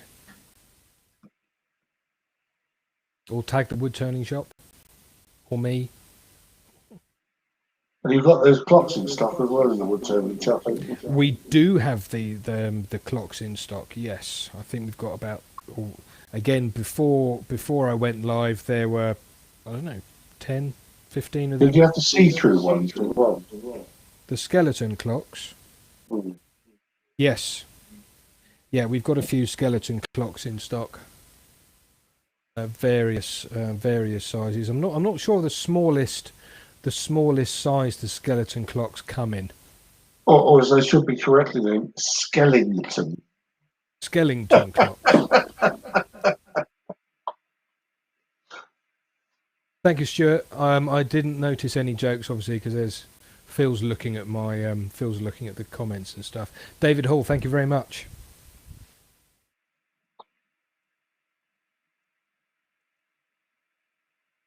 Oh, Alan Mackay, you missed the discount code. Alan. Go on, be kind, Martin. There it is. There we go. One more time. Air Demo 5. Remember, you can use it on airbrush bits and pieces, all the products from Hampshire Sheen and Chestnut products. And or if you buy 3 of the stencil sets or more, you will automatically get 10% off their cost. And it's not, and the code isn't valid on shipping costs, tuition, bundled items that are already discounted, such as the build your own airbrush kit. If you buy the complete kit, you are already discounted 10%. And you can't use it on sale items. And if you have another code from the Woodturning shop, you can't use it with that either. Thank you, Brickhouse.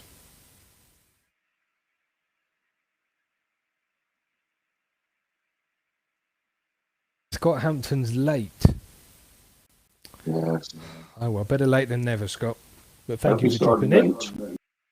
It's too nice to see you.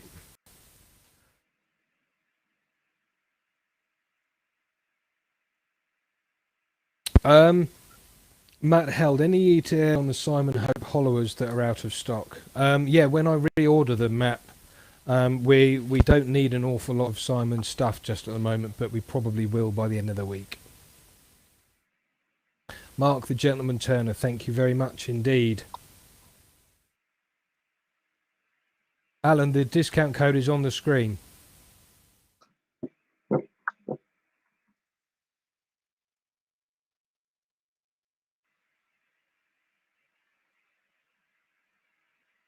Any final questions?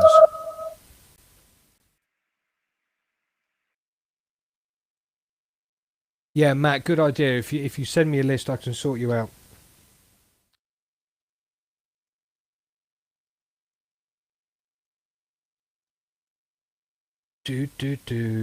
Last call for any questions, queries, or anything else like that I might need to show you.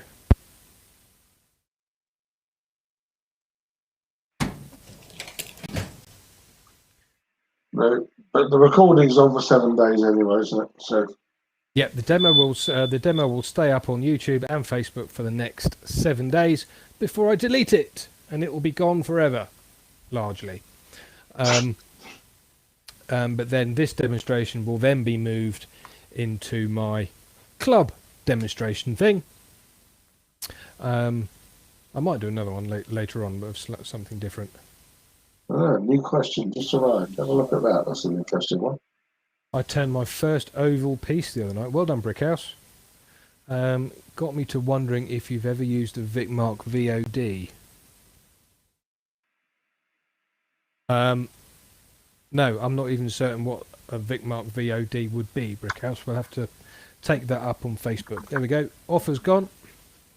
One last look at the piece there. Is that really the time? 10:25. Certainly is. Wow. Okay. I think Mark VOD is an oval turning device. Vicmark oval device. Yes. I think Mark Perhaps. V00870 VOD oval turning attachment. Ah, I thought it could also have meant Vicmark oval duck.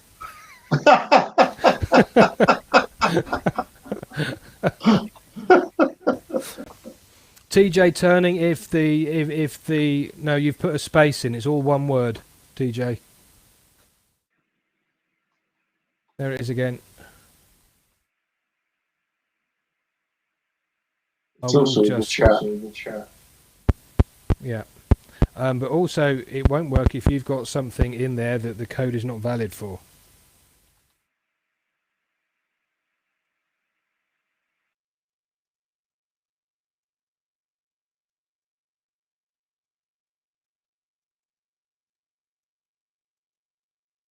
I was up till 2:15 this morning sorting it out. And Scott's just scared because he went to the VOD costs $1,500. I've never heard of it.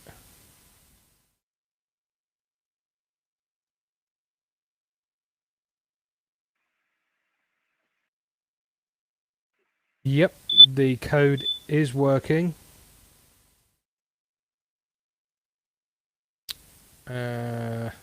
Yep, the code is working. As there are orders in that have the code being used. Okay, right. This is, I mean, I could stay here all night. Except that it's your anniversary and you need to go home. Well, yeah, I do have a day's work to do tomorrow. Keith, it's packed up, but I'm waiting for a little bit more, a few more bits and pieces that need to go to the post office, as I don't really want to be going to the post office when there's a whole load of social distancing and stuff going on. So hold tight, it's on its way.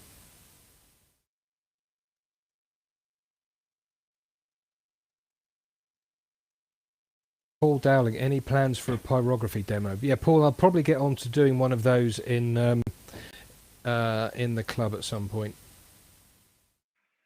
You think pyrography is more for sort of a workshoppy Saturday afternoon thing? Because it can take a while, can't it? It can take a while, and to be honest, it's not exactly the most riveting watch either. So it would be a short demo, just of basic techniques, I think, a pyrography demo. Georgie Ann, thank you very much. Glad you enjoyed it. I enjoyed it too, particularly because I didn't go through it. In fact, whilst I'm closing up, I could glue the maker's mark in the bottom, couldn't I? Really.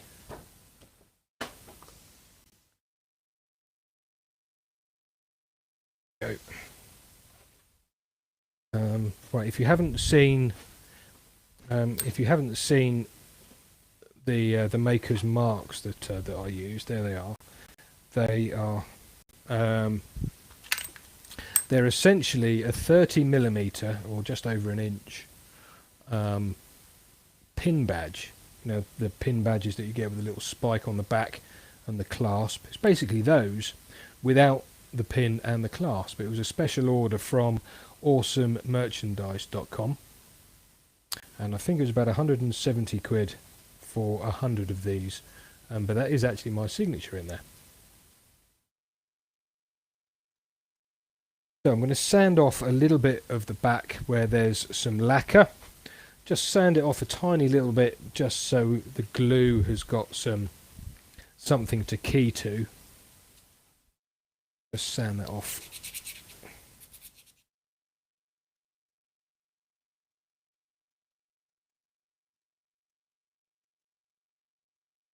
I think you might be able to see I've just sanded it off just a touch. And then I'm going to get some medium CA. It was just thinners you used on your airbrush to clean it, wasn't it? It was meths. Meths. Okay. Yep. I got a little bit of glue in the bottom. And then line that up nicely. Drop that in there like that.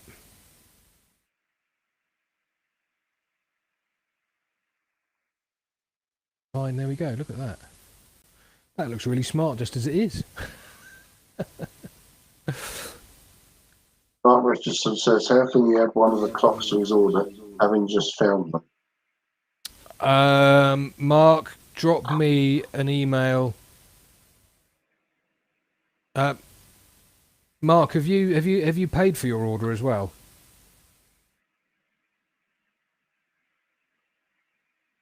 Yeah, that glue's gone off, and then I can just put the clock back on there. And then stand that back up.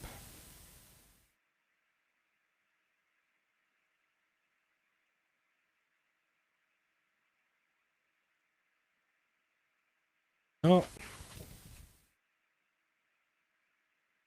Okay. And then if I just slide the clock out, you can see the maker's mark in the bottom. Yay!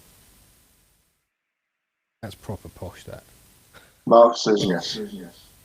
Oh, right. Okay, Mark. Best thing to do, Mark, is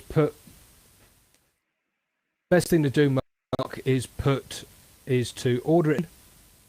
Sorry, is to put in another order, but choose click and collect, and then that'll save the save the website charging you shipping again, and then we'll just ship the whole lot together.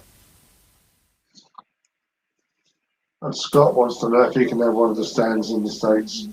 I can ship them over to the States, yes.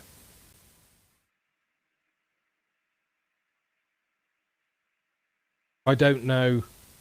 It's not something that I'm going to be wholesaling, Scott. So you will need to order it from me. Definitely not something I'm going to be wholesaling. Thank you, Paul Silk. Just ordered a stand. That's lovely. Need some water. Isn't it nice now the weather's a little bit warmer? Just damp. Has this mic sounded okay? I'm not sure if It was okay. You were a bit Darth Vader-ish with the mask on, but that was yeah, I would think so, because it's right there. You're a little bit heavy breathing, like when you make those funny phone calls. Yes. Yes, your authorities weren't happy about it. Please don't talk to the Inland Revenue like that again.